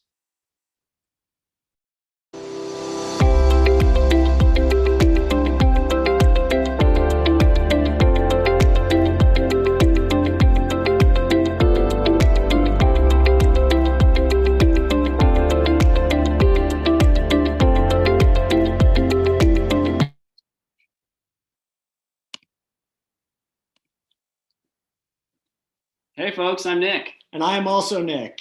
And we're the founders of Recover Athletics, the recovery app for runners. Our product is super simple to understand. Imagine Calm, the meditation app, but instead of for your mind, it's for your body. The Recover app shows runners exactly what exercises to do to make sure that they never get hurt after any run. So we know if you've ever gone for a run that runners get sore, your knees hurt, your Achilles ache. But how big of a business opportunity is this? Well, there are 18 million people in the United States who run at least 100 days a year. These are crazy folks like us registering for road races before the COVID and everything. And 75% of them sustain a running related injury every year. Now, their current options before Recover were simply to pay through the nose to go see doctors who do not know anything about running related injuries, or take time away from the sport and hope it goes away. But proactive physical therapy could cut the number of these injuries in half. But before Recover, no technology really existed to make that possible and scalable and affordable for runners. So here's how our product works. When a runner logs on to the Recover app, we create a personalized recovery routine that's customized to the athlete based on their training and soreness data. We have two cool data sets that fuel this product today. One is the Strava data that we pull through our integration with their API. Strava is the most common running tracking app in the US today. And we are able to access 90 days of training history for every athlete to begin to understand their ability as a runner. And we pair their training data with a physical therapy database that we developed with top tier researchers and PTs who are now medical advisors for the company from the Mass General Brigham ecosystem here in Boston. And we bring these two together with a matching algorithm that creates a set of videos for the runner that shows them exactly what to do to make sure that their bum knee or their Achilles tendonitis goes away. We also have tons of other content on the app that we've created with professional runners to show runners what sort of warm-ups and cool downs they need to do after their runs. We also have built an amazing community on our product platform to help us really get our brand out there over the past year. I mentioned that Strava is the data source that fuels the recovery routines that runners take advantage of, but it also allows us to build a viral feedback loop into our product. We have over 4,000 runners in our run club on the platform. And every time they use an app and complete a recovery routine, they can actually upload that back into their Strava feed to share what they're doing with their running community the same way that they do for a run or a ride. We have some pretty high profile users who are already using the product. Mark Gainey, the founder of Strava, is a public user of the Recover app. And we've had an awesome time building this product in public with our running community here in Boston over the past year. As you might guess, it is the perfect time to be building a digital health solution. Yes, the road races are canceled, but running is having a boom like we haven't seen since Prefontaine and the golden era in the 60s of distance running. Registrations on the big tracking apps that all runners use, like Strava, Runkeeper, are up about 200% year over year. Runners like us are logging more miles because we don't have to commute in the morning, and lots of new runners are joining the sport. New runners have high incidence of injury, and serious runners, when they run more, they get injured. All this adds up to more aches and pains for us to solve. So, and a void that we need to fill to help solve it. Nobody wants to go to the doctor right now. I certainly don't want to go to the sports med clinic, which is 2 doors down from the COVID ward. And athletes are embracing at-home self-care. You know, Americans meditate now when they didn't before.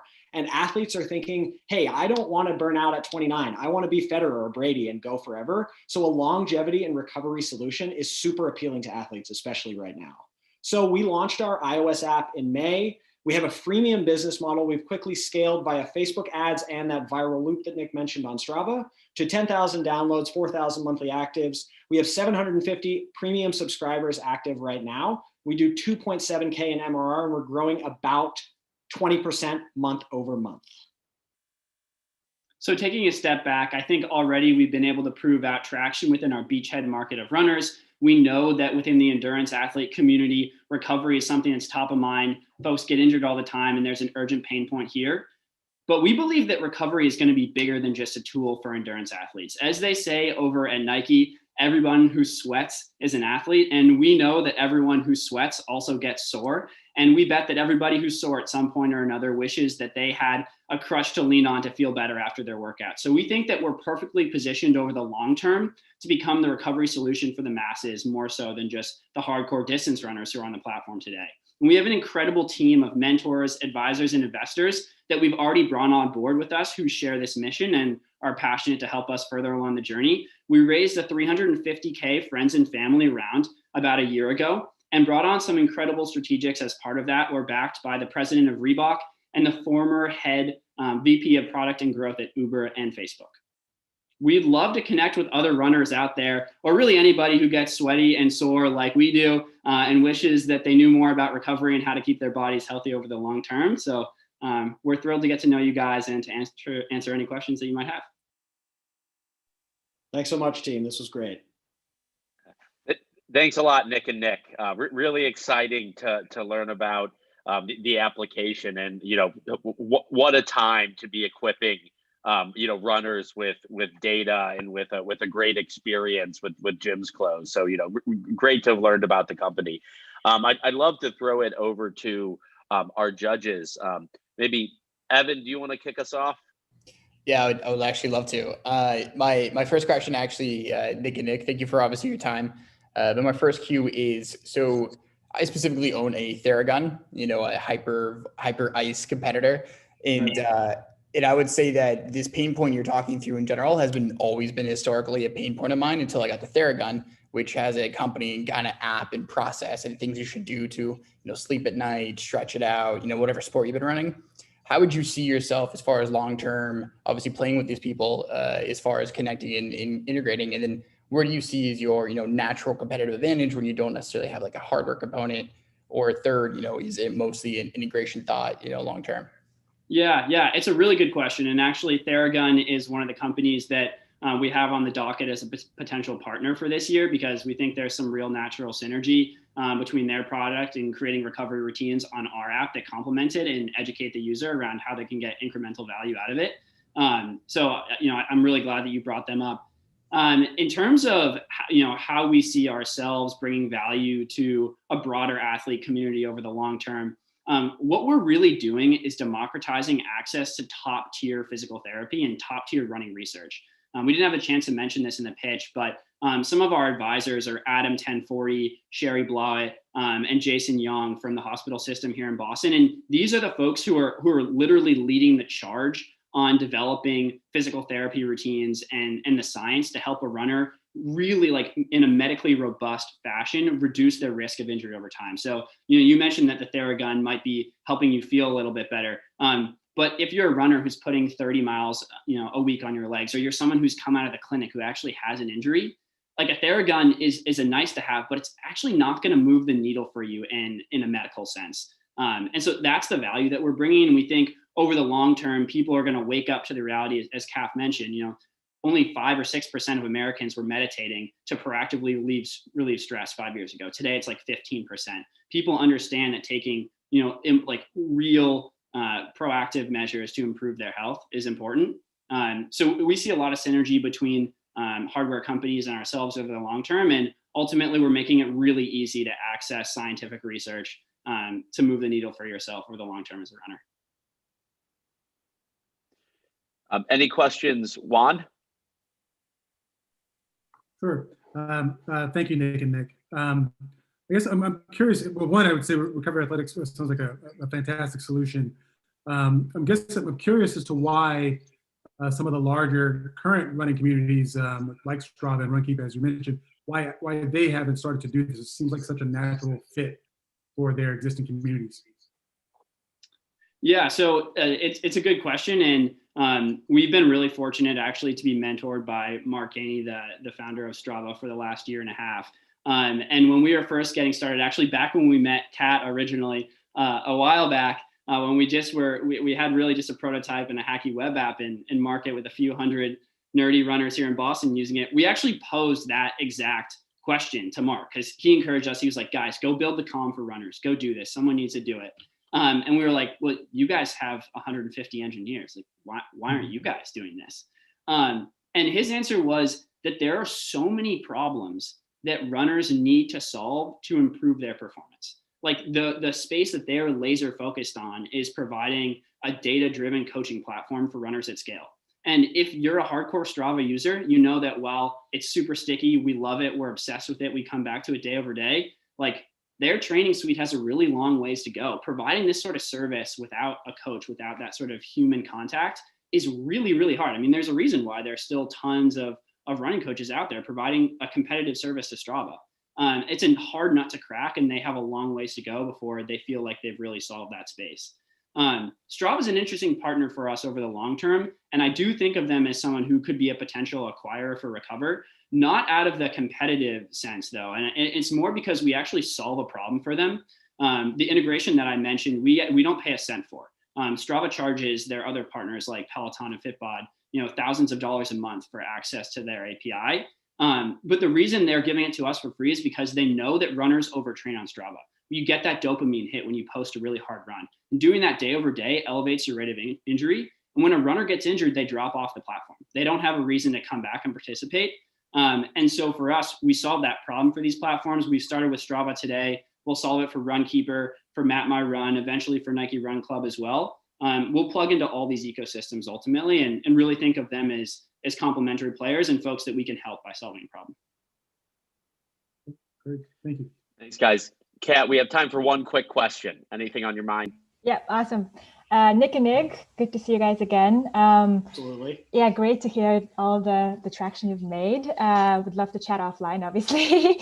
But I think one question that I'm really trying to understand, obviously I'm as you know, a wannabe runner. And I know exactly what you're talking about. It seems like when you fix one problem, there's always a second problem, third problem that comes out, right? The more you train and it's a very like a personalized thing that requires a similar platform like yours that, that matches specific types of PT exercises for where in your running development stage you are. But I think what I'm trying to get at is how big this market actually is. Like, how many runners are there? I mean, obviously, I would imagine like the 90% of the runners who do like 3 miles once in a while probably have 3 types of exercises that they do that works for them, right? And so from the whole runners population, what % really is this targeted for? Or is that even, how do you guys think about that? Yeah, Kat, this is a great question. I actually missed this bullet point in my speech. I was walking through my mind palace, remembering what I was going to say, and I missed this one. So we see this as a $1 billion opportunity for sure. So Strava recently raised a round, put it over $1 billion. They charge customers almost the exact same amount that we do. They have 7 million-ish customers. Don't tell anyone we told you that.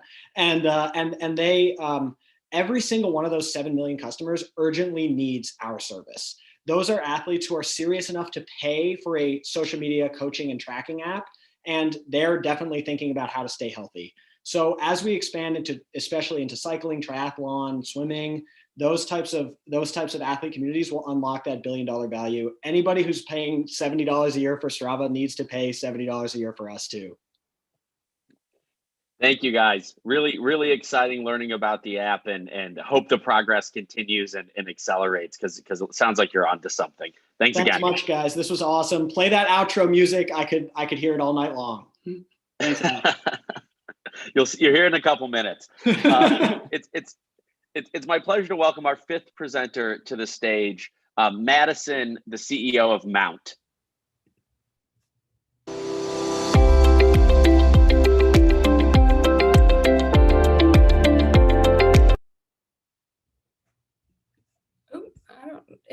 Oh yeah, there we go. Hi guys, my name is Maddie Rifkin and I am the CEO and founder of Mount. We offer micromobility as an amenity to Airbnb properties, hotels, apartment complexes, and really any private real estate property out there. The team I put together to do this is myself. I've been in the micromobility industry for about 3 years now, really learning from the large players like Bird and Lime and Spin. And that's actually how I put together our advisory board. We have a lot of C-suite members from those mobility companies. I then met Matt about a year ago. He ran the whole Jump operations in Denver, Colorado, overseeing 500 bicycles on the daily, putting them onto the streets, bringing them back, working in the warehouse, and just seeing their not path to profitability. They're all still in the red. And then Rashab is our CTO running the software portion of our company. He's been building apps for many years.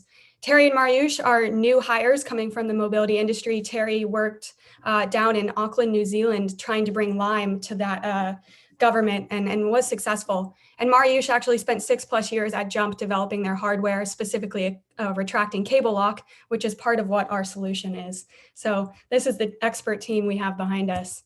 In terms of where we actually started as a bike and scooter lock company about 2 years ago. We were working with Jump, Bird, and Lime really to streamline their operations and give them a locking solution, and then realized we actually built a solution that's better than what they're offering. So we spun it out and started offering it ourselves to Airbnb hosts, which leads us to our mission, enabling travelers really to explore an environmentally friendly transportation option, but one that's a bit more tailored to their needs.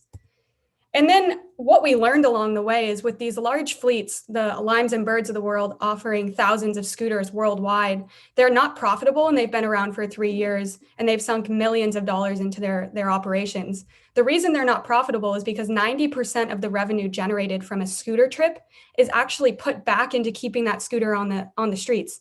You're paying charging, relocation costs, repair costs. These scooters actually only last about 3 months and then they need to be replaced. You have regulatory costs. And so it's just a very inefficient process. Now, all of those costs, every single one of them doesn't exist in a micro fleet. So what we offer is a micro fleet, 2 to 4 scooters launched at Airbnb locations to start. And what that entails is you get custom branding. So the scooters can be outfitted to whatever that Airbnb logo might be. They come fully insured. So the host doesn't have to worry about that. And they come with our app that's custom branded as well.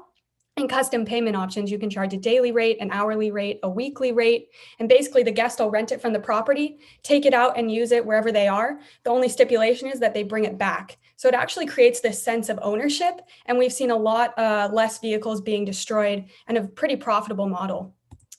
Now, what this looks like in terms of our market size, we're targeting Airbnbs specifically in the United States to start. That's about 2 million properties, a very large market, but really the goal is to get these into any private real estate around the world, opening us up into a very, very large market. In terms of where we are right now, we launched 3 pilots in October, one with a hotel, a little pod millennial-focused hotel in Avon, Colorado, and then 2 at co-working spaces to try and figure out exactly where our niche was. What we found out was the perfect use case was at a hotel Airbnb style. We had 100% increase in the guest satisfaction. Guests were loving them. They were taking them out for like 20-mile trips. It was very cool to see. And then we are launching 10 fleets in February and then another 20 in March. So we're on scale to really double pretty much every month in terms of micro fleets launched. We had to create a wait list because there's simply too much demand for these fleets. And so we have people putting down deposits just to join the wait list. So very eager to get these fleets at their properties. Now, the interesting thing is that we sell these fleets for $65 a month per scooter. And then we actually take initially 100% of the revenue generated until our asset is paid off.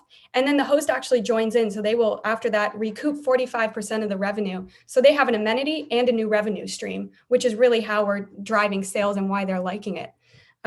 So thank you so much. We really do feel that micro fleets are the future and happy to answer any questions. Madison, thank you so much for introducing Mount. I always love businesses that are enabling these already existing marketplaces and networks to make more money and be more effective. And so it's a really exciting kind of take on the market. I'd love to throw it over to our judges for any questions. Maybe Kat, do you want to start us off? Sure. Yeah. Hi, Maddie. Thank you for sharing that. I think really interesting kind of innovation on top of what the existing players here. I'm just wondering, what are the unit economics in general? Like, obviously the hardware, right? You're off-the-shelf hardware, or you're already, are you building your own, or not? And then the other thing is obviously, from customer acquisition perspective, what are some of the go-to-market strategy you have? So I guess two different questions. Yes. So the unit economics, it's about $1,600 to get one fleet operational, which is about 2 scooters. We partnered with a scooter manufacturer to really tailor this scooter for this market. It doesn't need to be like 100 pounds like the ones you see on the streets, not as durable. So they're our scooter manufacturer. We actually manufacture and built the lock that goes on the scooter. It's a physical retracting cable lock. It's an IoT device, enables the whole system. It's basically the brains and gets it onto the app. So after 2 months of operations, the fleet is purely profit. After that, we've paid off all the costs, really, and then just making profit. In terms of our customer acquisition, we've seen the biggest increase off of Instagram. We've found that most hosts put their property on Instagram are pretty millennial focused. It's a very easy yes. There's only one person we have to really contact as opposed to a large hotel chain. So we've had anyone who sees our messages on Instagram, it's about an 80% return rate on getting them converted to a micro fleet. And then also just leveraging the network further through Facebook groups. But we found it's a word of mouth at this point. Once a host finds out about us, that kind of network in that little area they have their properties grows quickly. Any questions, Evan or Juan? Sure, I'll jump in. I guess just to follow up on the unit economics question, you mentioned that that the scooters are profitable after about 2 months. I guess I want to understand that a little bit more. What exactly are the hosts charging for access to the scooter such that it can be profitable after 2 months if it costs you $800 per scooter to purchase? So we recommend a pricing strategy of about $9 an hour, $17 a day, and then $65 for the week. And it's dynamic. So if it doesn't work in that market, they can change it the next week. So we estimate a scooter probably averaging around $20 a day. And that's how the unit economics work. We have found that this model is a lot cheaper than a Bird or a Lime. So even if we launch in a city that has Bird and Lime there, the host is going to take our scooter because you can spend 30 minutes on a Bird, you're going to rack up $15 of fees, and then you still haven't even gotten where you want to go. So that's what we've seen so far. The longest ride someone took on one of our scooters was actually 22 miles. They did 11 miles there, 11 miles back. It was a day rental. So we have seen people push the limits. They really enjoy the scooters, and the money is paying off. Okay, and just one last thing. To what extent have you been able to test the durability of the scooters that you're using with some of these hosts? How long do you think they'll last? So we've done quite extensive durability testings in a mountain town in Colorado, really to get all kind of terrain. So we're projecting our scooters to last at least a year. We found that people have more of a sense of ownership when they rent it from the property versus getting it off the street. If you're getting it off the street, they don't care what happens to it. There's no sense of ownership.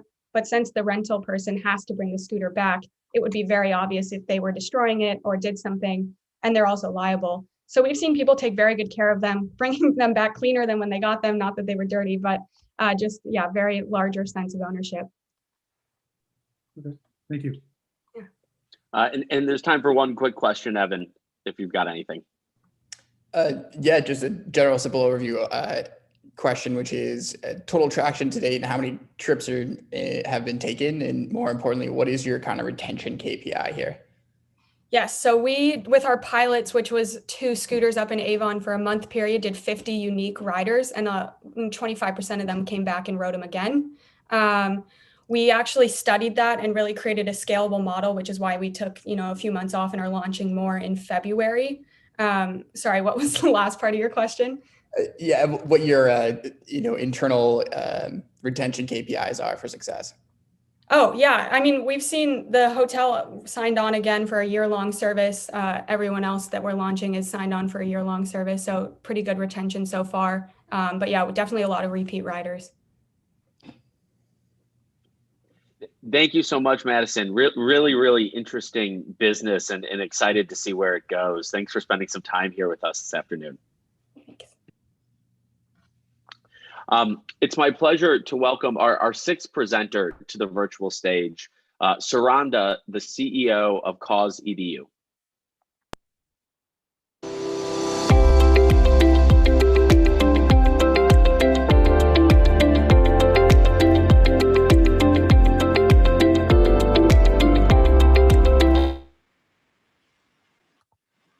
Good afternoon, everyone. Okay, can everyone hear me clearly? You're coming through loud and clear. Okay, great, thank you. Let's get started.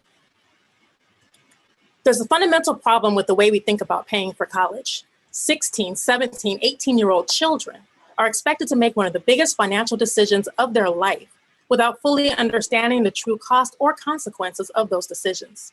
And who do they have to help? Parents who haven't been through the process themselves in over 20 years, if at all? Financial planners and financial aid consultants who are too expensive for most families. High school guidance counselors, only half of whom are trained in financial aid counseling and almost none of whom are financial advisors. Colleges and universities, which are not incentivized to actually tell families how much they will really be paying for school. And tools that are currently on the market, such as the net price calculator, which may be free, but are largely inaccurate.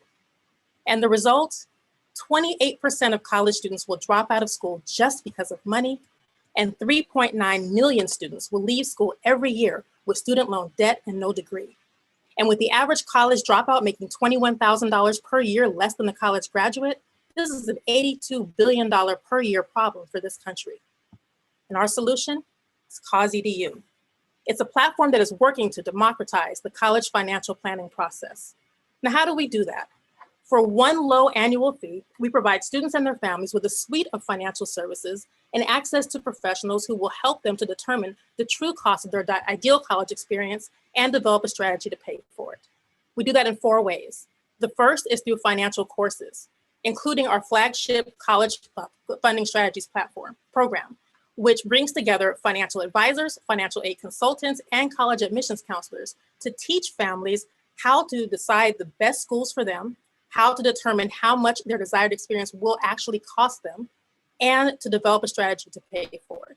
We also have the true cost calculator, which is 10 times better than the net price calculator in the sense that it starts with more accurate data, and it tells students year by year how much they should expect to spend on their ideal experience, how much money they say they have, what the gap is, and ways to cover the gap.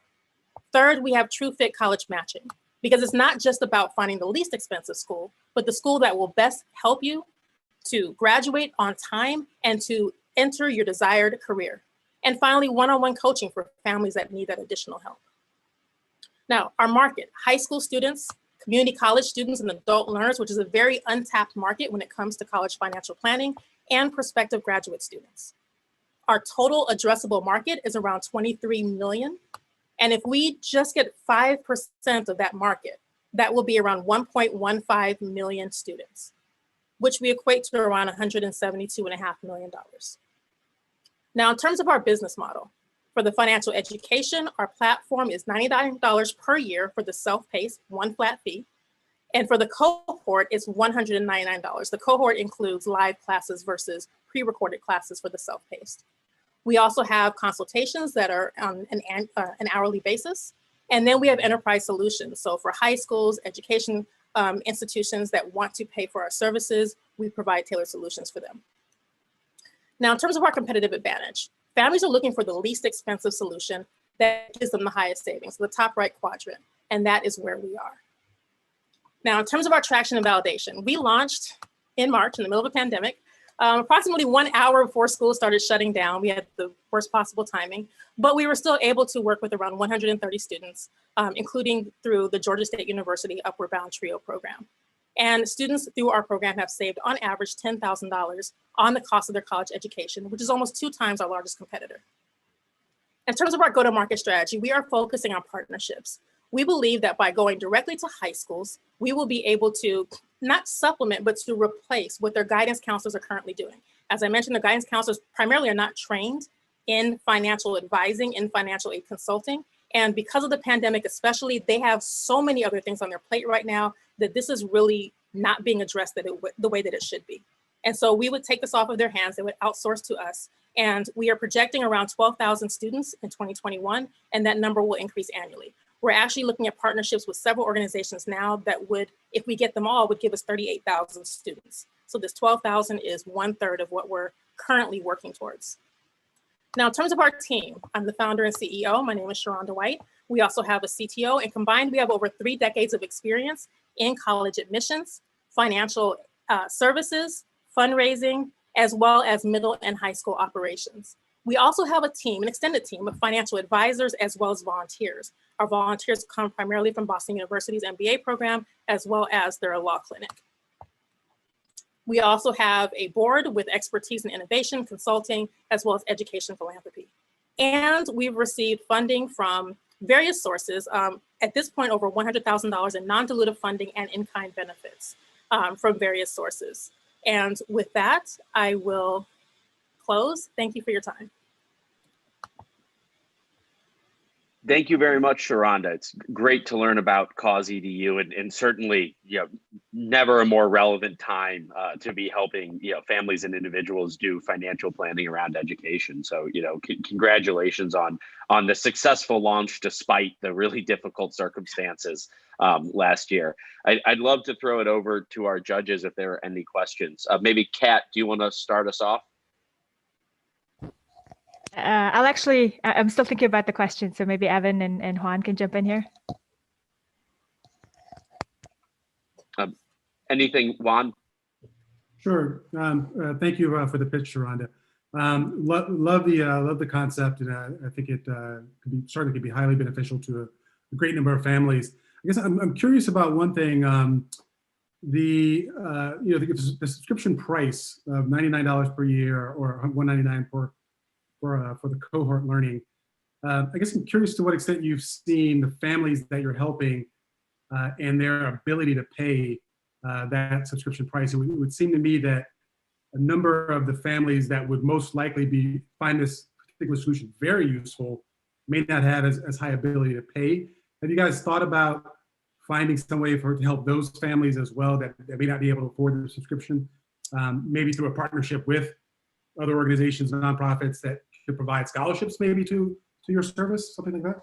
So that's a great question. No, that's a great question. So that's one of the reasons that we're focusing primarily on partnerships with schools, as well as education organizations. Because if the schools are paying, then the families get the service for free. Mm-hmm. So the schools save money because instead of hiring an additional guidance counselor, they just outsource to us. We actually cost less than a guidance counselor. I've worked in operations at both the high school and middle school level, so I know how much a guidance counselor makes, and we are less than that, even if you fund for your entire junior and senior year classes. And so the students would get it for free. The schools would save money by paying us. Now, let's say, for instance, we're not going with schools. Let's say we're going to education organizations. We're looking at 2 organizations that we are currently working on securing a partnership with. One of them actually reached out to a former classmate of mine who was already doing consulting with them through her firm. She told them about us, and we will hopefully be able to bring them on board. But that's over 10,000 students that would have access to our platform. And so the goal is to do the partnerships so that the families have it for free. That is the goal. Now, there are certain demographics that would automatically get it for free, even if they come to us directly. So for instance, children who are in the foster care system, they would automatically get our services for free. So we have a list of types of students that would automatically have our services for free. Great, that's fantastic. Thank you. Any questions on your side, Evan? Yeah, actually, I do. And obviously, thank you so much for this presentation. Juan and I actually had a conversation about this a few months back around these services and access. So thank you for your incredible work. But on that note, what I'd be really curious about is, from a platform perspective today, how are you handling exceptions in income and diversity on that level? And then more importantly, experience levels, et cetera. And it sounds like, long question here. It's more of a tailored MOOC platform, and very interesting on obviously the calculation and the true fit college matching type side. But from that perspective, how much of your success criteria is tied to who your current and who your defined user will be in the future? So that's a great question. So you asked about income and you asked about experiences, right? So the main thing for us that we found, and I say we launched it in March, but we actually had been doing customer interviews and workshops to find out who our demographic is and what they already know. The baseline is actually lower than we initially assumed, which was a very interesting finding. And so we have financial advisors who have experience dealing with different demographics. And that's the primary way that we're able to really reach families where they are, because the reality is not everyone can speak to everyone's needs and everyone can speak to where everyone is. And so we have financial advisors who are able to do that. We have college admissions counselors, actually 2 financial advisors for now, and a college admissions counselor who are helping with the curriculum to really make sure that we're able to reach families at different levels. And so when you log into the platform, you'll be able to see that there's a kind of like a beginner, there's a, if you're a family that's starting out and you already have a certain level of experience, then there are pre-recorded courses that speak to that level that you're at. And there are different modules. So like, for instance, if you don't need the module that talks about credit and how that impacts, how much money you're able to borrow for school, then you don't take that module. If you don't need the module that talks about 529 savings plans, but you need the more basic modules, you can choose based on where you are in the process at that time. So that's how the self-paced works. It's okay, you can it's kind of like choose your own adventure, right? You say, this is where I am, you fill out the intake, and then it walks you through based on where you are and what your needs are. We have time for a final question, Kat. Anything on your mind? Yeah, thanks, Rhonda. Such a valuable thing that needs to exist in this world. So thank you for working on this and making such great progress. I think maybe if you could just talk a bit more about on the partnerships front. I think that's where really where it might really drive scale and maybe more access to more people, right? So on the partnerships front, how many conversations have you had so far with high schools in general? I know it's a hard market to sell into with not a lot of budget. So what has been their responses and willingness to pay for something like this? Obviously, it's increasing outcome, so I would imagine it's positive, but would love to hear. Yes, so we've actually started reaching out to number one, high schools that are college prep, because they have the most vested interest, the most immediate vested interest in making sure that their students stay on track, because that's how they're able to really market to families, right? By saying they're a college prep high school. We also reached out to PTSAs, parent teacher student associations, because even if the schools are saying they have other priorities, the parents are saying, no, you need to get my kid into college. And so they're able to really put us in touch with the high schools, but also to really put the pressure on the high schools to continue to move forward. And as I mentioned, I do have experience as a director of operations, middle school, high school level. And so I know who to talk to, how to reach them, what their budgets are, the language to use, all of those different things. And so because of that, we literally just started cold calling. I also have experience working in executive education, where my job was to meet deadlines and meet targets. And so cold calling is easy for me. And so we have lists and we just call and email, and we're able to reach them that way. And if we can get, with the Upper Bound TRIO program at Georgia State, the goal is to be able to use that to reach more Upper Bound TRIO programs, of course, to say, this is the work that we're doing here, these are the results, and then to be able to expand that way. But with the other organizations and the other schools, we're also hoping to work that way as well. We've primarily targeted schools in Massachusetts and Georgia, because that's where our connections were, but we're really going to expand nationwide. Rhonda, thank you so much for introducing Cause EDU. And as Evan said, thank you from all of us for the impact that you're making for students that are, going into higher education. It's an incredibly worthy and exciting mission. So thanks for spending time with us and sharing your story. Thank you. It's my pleasure now to introduce our 7th presenter today. Please welcome Carl Palmer from Boundless Robotics to the virtual stage.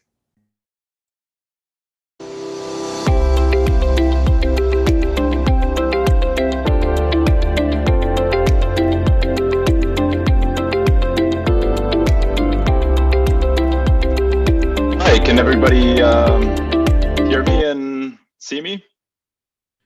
We can. If you share screen, you'll take over.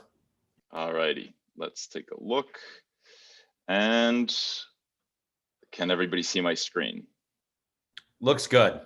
Perfect. Well, thank you, judges, and thank you, OneValley, for this opportunity. My name is Carl Palme. I'm the CEO and founder of Boundless Robotics, where we're using hydroponics, robotics, and AI to cultivate health and happiness. And so the big idea here is we want to build the largest decentralized farm system in the world.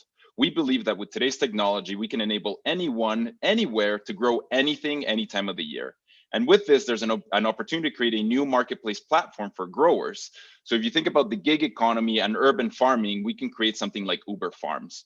But having worked at startups before, it's all about focus. And so our initial focus is going to be cannabis, because this is a really big market and it's only getting bigger. Just to give you an idea, a majority of Americans are already in favor of legalizing cannabis at a federal level. 2/3 of Americans have access to medical cannabis, and 1/3 of Americans have access to recreational or adult use cannabis. And most states already have some sort of legislation around the topic. But the question is, do people even want to grow cannabis at home? And the resounding answer is absolutely, for many, many different reasons. And it boils down to cannabis consumers are demanding a high quality cannabis flower that is guaranteed pesticide free with consistent effects, all while maintaining their privacy and at a low cost. And all of these things are solved by growing at home. But growing at home is hard if you really want a high yield and a high quality. It's time consuming, it requires a lot of expertise, and it can be extremely messy and frustrating. Well, enter Anaboto. It is our AI-enabled set it and forget it device for growing cannabis auto-magically. With it, you can expect to grow 2 ounces of high-quality pesticide-free cannabis every 90 days on average. We have an artificial intelligence chef that helps enable the greater success of growing the plant, but also it lowers the cost of the hardware, which is critical for this product. We also have a mobile app that acts as the main user interface between the product and our users. And the idea here is that users should only have to relax and change the water weekly. That is it.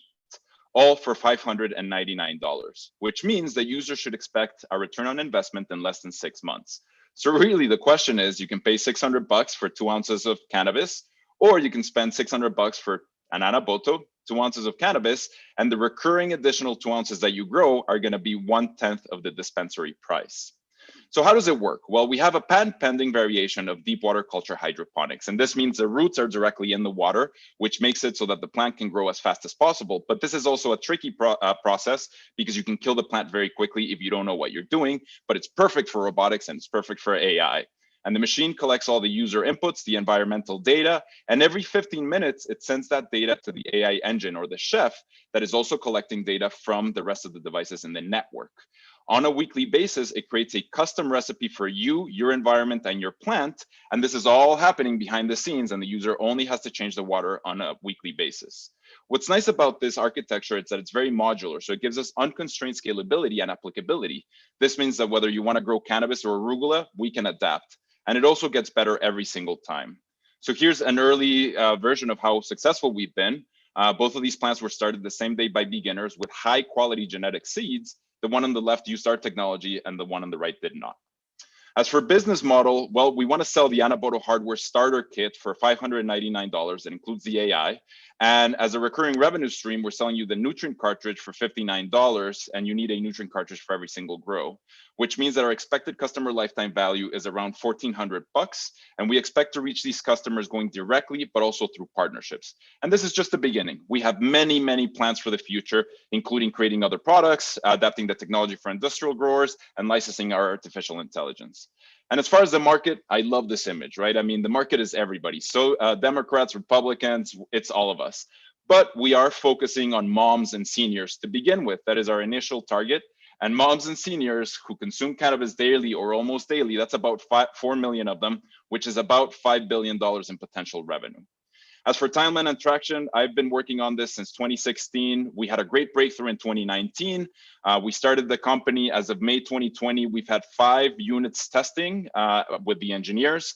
And in December, we built and sold 5 beta units to paying customers. And we have a backlog of more than 100 people wanting to buy this product already, on top of all the interviews that we've done. And we're fundraising so that we can prepare for scale and also to reduce our costs. As for the team, I'm Carl. I'm originally from Mexico. I've seen how bad the war on drugs has been for my country and from other communities. And I'm just very proud to be able to use my experience developing products in robotics and AI to help solve this problem with cannabis in the black market today, but also to help with food agriculture in the future. And I'm very proud and humbled that the team that has chosen to help us in this journey are a bunch of experts and people who know how to design, build, manufacture, market, and sell hardware, software, and AI products. And we just want to empower people to become more self-sustainable and healthy by growing their own crops. So let's grow together. Thank you so much. Thank you very much, Carl, and really exciting to learn about your recent progress, and congratulations on the product launch. I'm sure a ton of years of work, going into those initial 5 units. So, congrats on the milestone. I'd love to throw it over to our judges. Maybe Kat, do you have any initial questions? Yep, thanks, Alec. Carl, thank you for an awesome presentation here. Just wondering, I haven't kept up to date on this, but remind us again on, what are the latest regulations, and are there any regulatory risk here just for enabling people to grow their own, cannabis at home? Yeah, great question. So it really varies state by state. There's about 13 states where you can grow cannabis at home. In Massachusetts, an adult can grow 6 plants. And if there are multiple adults in a household, you can grow up to 12. Colorado, California have similar rules. At the end of the day, we are a consumer electronics device. So, the regulatory aspects don't really affect us as much. But we're careful, and we want to make sure that we succeed as a company. We're not going to take risks that are just crazy. And so by focusing on the states where it's legal in New England and Colorado and in California, the market is just so big for us that we can succeed that way. But we are going to be very careful, and we're going to inform our users. I mean, we want them to be healthy. We want them to be safe. We want them to follow the law, and we'll make sure that we're all in accordance to regulatory concerns so that everybody can grow cannabis at home. Thank you. Evan? Yes, Juan, I hope you don't mind me jumping in on this.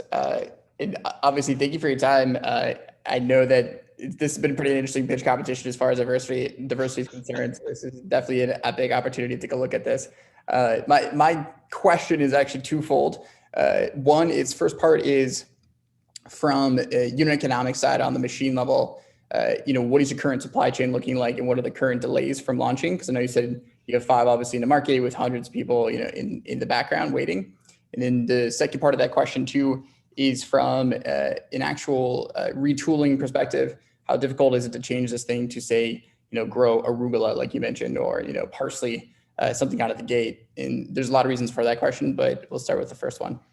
Yeah, so the first one is interesting, right? I mean, we've built most of these units with 3D printers, and that is expensive. And right now, the kit, including the light, including everything, is around $650, right? And so by molding these devices, by getting into volumes of 1,000 or 10,000 a year, we can very easily get the cost of everything to below $200. So our margins are pretty healthy. We're looking at 66% margins. And that's pretty healthy, so that when we do have resellers, we can share that margin with them. As for growing arugula and things like that, I've used this device to grow arugula. It came out very peppery, very delicious. So you can grow stuff on it already. It's expensive, right? For $600 to get something to just grow, a $3 head of arugula. But the question is interesting. And so essentially what you have is a plastic shell, but the main component is the computer and the access to the sensors. And so that is really the brains of the machine. What you put around it is just a plastic shell. So it really gives us a lot of potential for adapting this. And our intention clearly is, as we create the supply chains and we build more data sets for a better AI, et cetera, we're going to be able to get these devices, to retail them under $100, so that people can actually get into, growing arugula and tomatoes and things like that at a price that actually makes sense, right? Because right now it doesn't. At least not for lettuce, but it does for cannabis. Any questions from you, Juan? Yeah, actually, well, you actually just answered a couple of my questions with regards to the price now and into the future. But I did have one question beyond that about, I guess, to the extent that you offer any sort of grow guarantee to the user. For the users who are paying $600 for the hardware today, and another $59 for the Nutrient cartridge, are they getting any guarantee from you that they will actually get a successful grow in 90 days? Yeah, that's a great question. And I mean, the way I like to think about product development is we should sell you a solution, not another problem. And part of that solution includes, what it is, everything that you need to be able to succeed. And we have been debating about, all right, what should we do about guaranteeing success and things like that. The other thing is we're thinking about partnerships that we can create at a state level to also get those seeds to the users, right? Because that's also kind of a gray area. And so if we can partner with genetics labs at a state level, it's great for them because then they can sell you a $10 seed and attach a $600 item, or create some incentives so that they can create, get recurring revenue through the cartridges, right?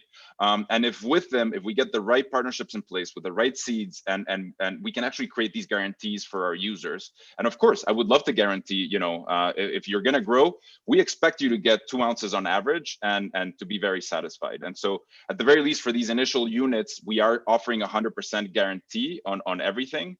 But then we have to work with our attorneys and everything to figure out what is the right thing to do, just because the laws are so different from a state-to-state basis.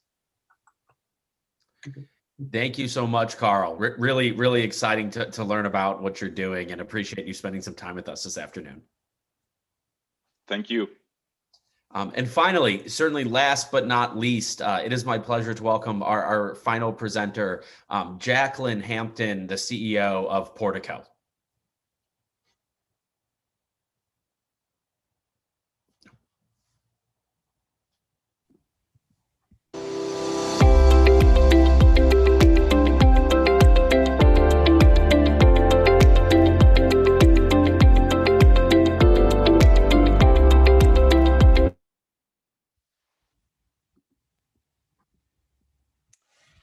Hello, everyone. Thank you. I'm Jacqueline, the founder of Portico. I appreciate you sticking in here for today. I know we're running a little over time, but I appreciate that. So let's jump right in.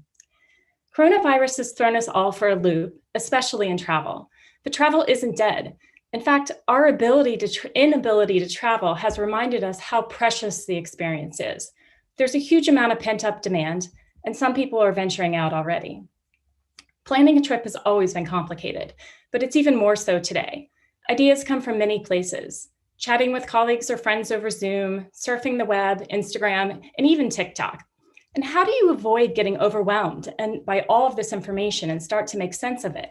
Do you find yourself with ideas scattered all over, or spending a ridiculous number of hours aggregating everything into a Google spreadsheet? Portico will rock your world. Let's take a closer look with a quick demo. Portico is your ultimate travel organizer that helps you save, plan, and share amazing adventures all in one place. Save ideas as you find them on other websites for future travel inspiration using our browser extension, like that underground museum you read about on a blog. When you're ready to plan for a specific trip, add it along with your dates. Use our search function to find and add what you want to check out, from that restaurant your friend said you must try to the hike you heard about at a party. Tag it to stay organized and add your own notes. You can even save emails here, like your hotel and flight confirmations, by forwarding them to Portico so that everything is in one place. Invite your travel companions to also add ideas for effortless collaboration. Explore our unique and user-generated content from the community for even more inspiration. And if you want, you can map out your days, literally with all your saved ideas, to optimize your schedule and pack in the fun. We can even provide you with directions and tell you if a place is closed so you won't be surprised when you get there. Friends want your ideas for their trip to the same place? Portico saves your trip as a story, so you can conveniently send it to friends for their future travels and keep it as a memory for yourself. And share it so other Portico members can get inspired by your travels.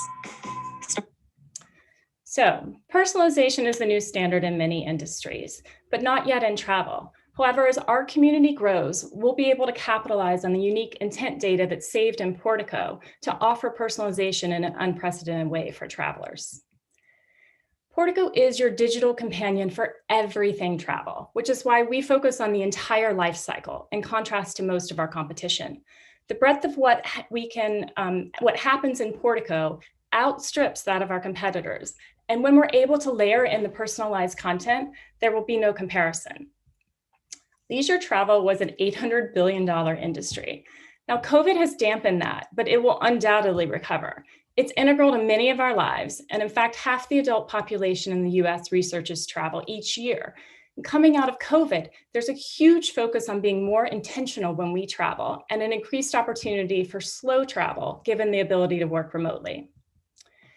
We're a leading indicator of what's to come, and our community tripled in 2020.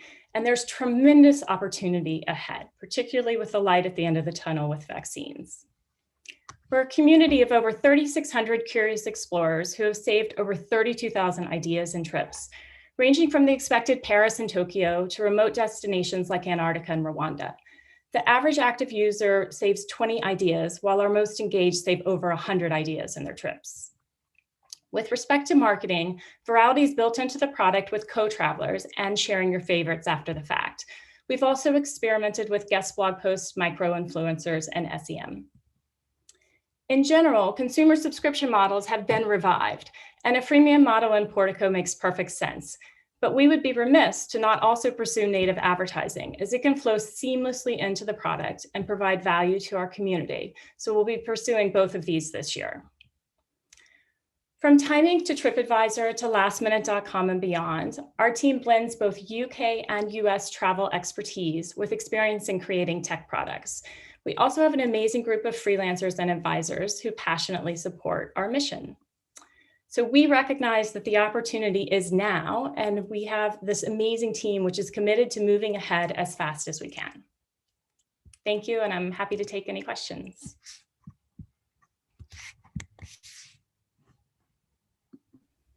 Wonderful. Thank you so much, Jacqueline. I'd love to throw it over to our judges to get started and dive into Portico a little bit more. Maybe Juan, do you want to kick it off? I actually don't have any questions. Love the. I'm certainly a world explorer myself, and I'm always looking for interesting applications to plan and save trips. So I'll be checking this out for sure. Thank you. Throw it to Evan, maybe. Yeah, thank you so much. And obviously, Jacqueline, a great product. I actually did a road trip from Tennessee to California and back, which was brutal. And a lot of the planning was done actually through Google Maps, which was also savage. It was a really nightmare of an experience. So having something that could have organized my thoughts in a better manner instead of going into an Airtable or Google Sheet would have been super useful. My question in general around monetization and growth is, as we kind of gear up with this pent up demand, are you thinking, because I saw you have like a web plugin and browser, and then obviously you're collecting demographic data, et cetera, and there's obviously an advertising angle. Are you looking towards potentially in the future, not only just from an advertising perspective, but using that data in any manner to suggest any kind of e-commerce or reselling or anything along those lines, as far as any third-party partners that currently exist, for example, like maps or... Not from a reselling standpoint necessarily. So what we've been primarily focused on is already how we do our travel guides. We go and we work with local partners who we know have content which is interesting, and it's effectively a branding exercise for them to reach our audience, but they can tell them about all the art cafes in Paris because they give art tours in Paris. So the advertising, as opposed to a reselling out, would be bringing them in and giving them more opportunities to participate, whether when you search in Portico, we provide inspirations through sponsored emails. So the former publisher of Travel and Leisure is actually one of our advisors. So we've been thinking through some different avenues with him. So does that make sense, Evan? Totally. And you nailed exactly what I was hoping you'd say. Okay. Anything on your side, Kat? Jackie, really interesting product idea. Obviously, I also did kind of a similar road trip thing and really struggled with trying to pull that together. All Google Sheets and Google Maps, back and forth all the time. Yeah, exactly. But I would imagine, like travel trip planning has been a problem for a long time, and there's a lot of players who kind of started in that and then failed and things like that. Who are some of the up and coming competitors here? Yeah, so you're absolutely right, Kat. It is a littered graveyard. The world has changed significantly. So I was CEO of SpringPad, which is a personal organizer, back in 2014. And even just looking at what we could deal with from a technology perspective then, it's significantly different. People are more on their phones, they're more comfortable sharing the data. So 2 players that we watch quite quickly, one is called Trip Scout. Those are the first people who were able to convince VCs that you could do daily inspiration for travel. There's still a little bit more on the inspiration side and then have some trip planning pieces worked into it. The other one is called Wanderlog, who secretly General Catalyst has backed, although I've never seen that in press, but I know that for a fact. And they are focused slightly on the other side, which is around the trip planning aspect, and then in particular doing stories. So the team there is an ex-Google group. So there used to be a little bit of a Google Trips focused. It's kind of shifted a little bit, if that makes sense. I'm happy to talk more about any of this later too. And I should mention everything that you saw just now and in the video is our web product, which is our most robust product, but we did launch our iPhone app at the end of last year and are continuing to improve, enhance that every couple of weeks. So next time I talk to you guys, the video will be new and it'll have some of those shots in there. So. Wonderful. Any final questions from our judges? Well, Jacqueline, thank you so much for waiting around. Again, certainly last but not least, really exciting to hear about Portico. And I think we're all ready to plan our next trip. It's a nice way to end the night, Alec. Everyone can go travel dream tonight about where they want to go at the end of the year. So exactly. No, a little wanderlust is definitely coming down. So thank you so much for spending some time with us today. Really appreciate it. And best of luck going forward. Thank you. And so with that, we have completed our pitches. I want to give a special thanks to all of our presenters, 8 really exciting companies, dynamic founders. Again, I think we've been seeing in the chat all night that this is going to be a hard decision, and I don't envy our judges at all. I want to thank Kat, Juan, and Evan as well for spending the time with us tonight and sharing some of their perspective. So everyone, what we need you to do is wait with us for about 3 to 4 minutes. We're going to tally up the scores, get everything figured out, and then we are going to be back before you know it to tell you who our winner is. Thanks again, and we'll see you in 1 minute.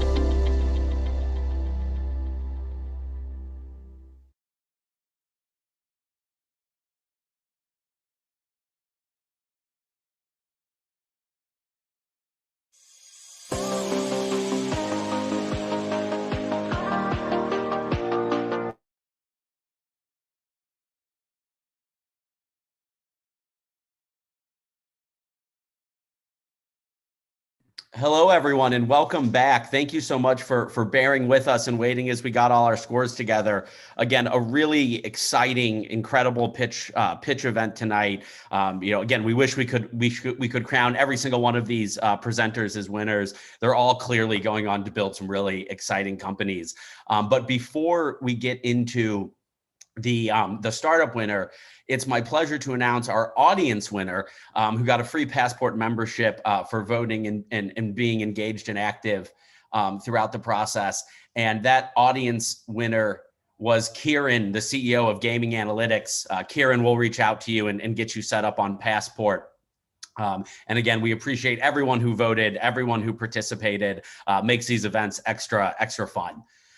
Next, and again, what you got, for winning, Kieran, as well as our winning company, is a full free membership to Passport with up to $1 million in discounted tools and services.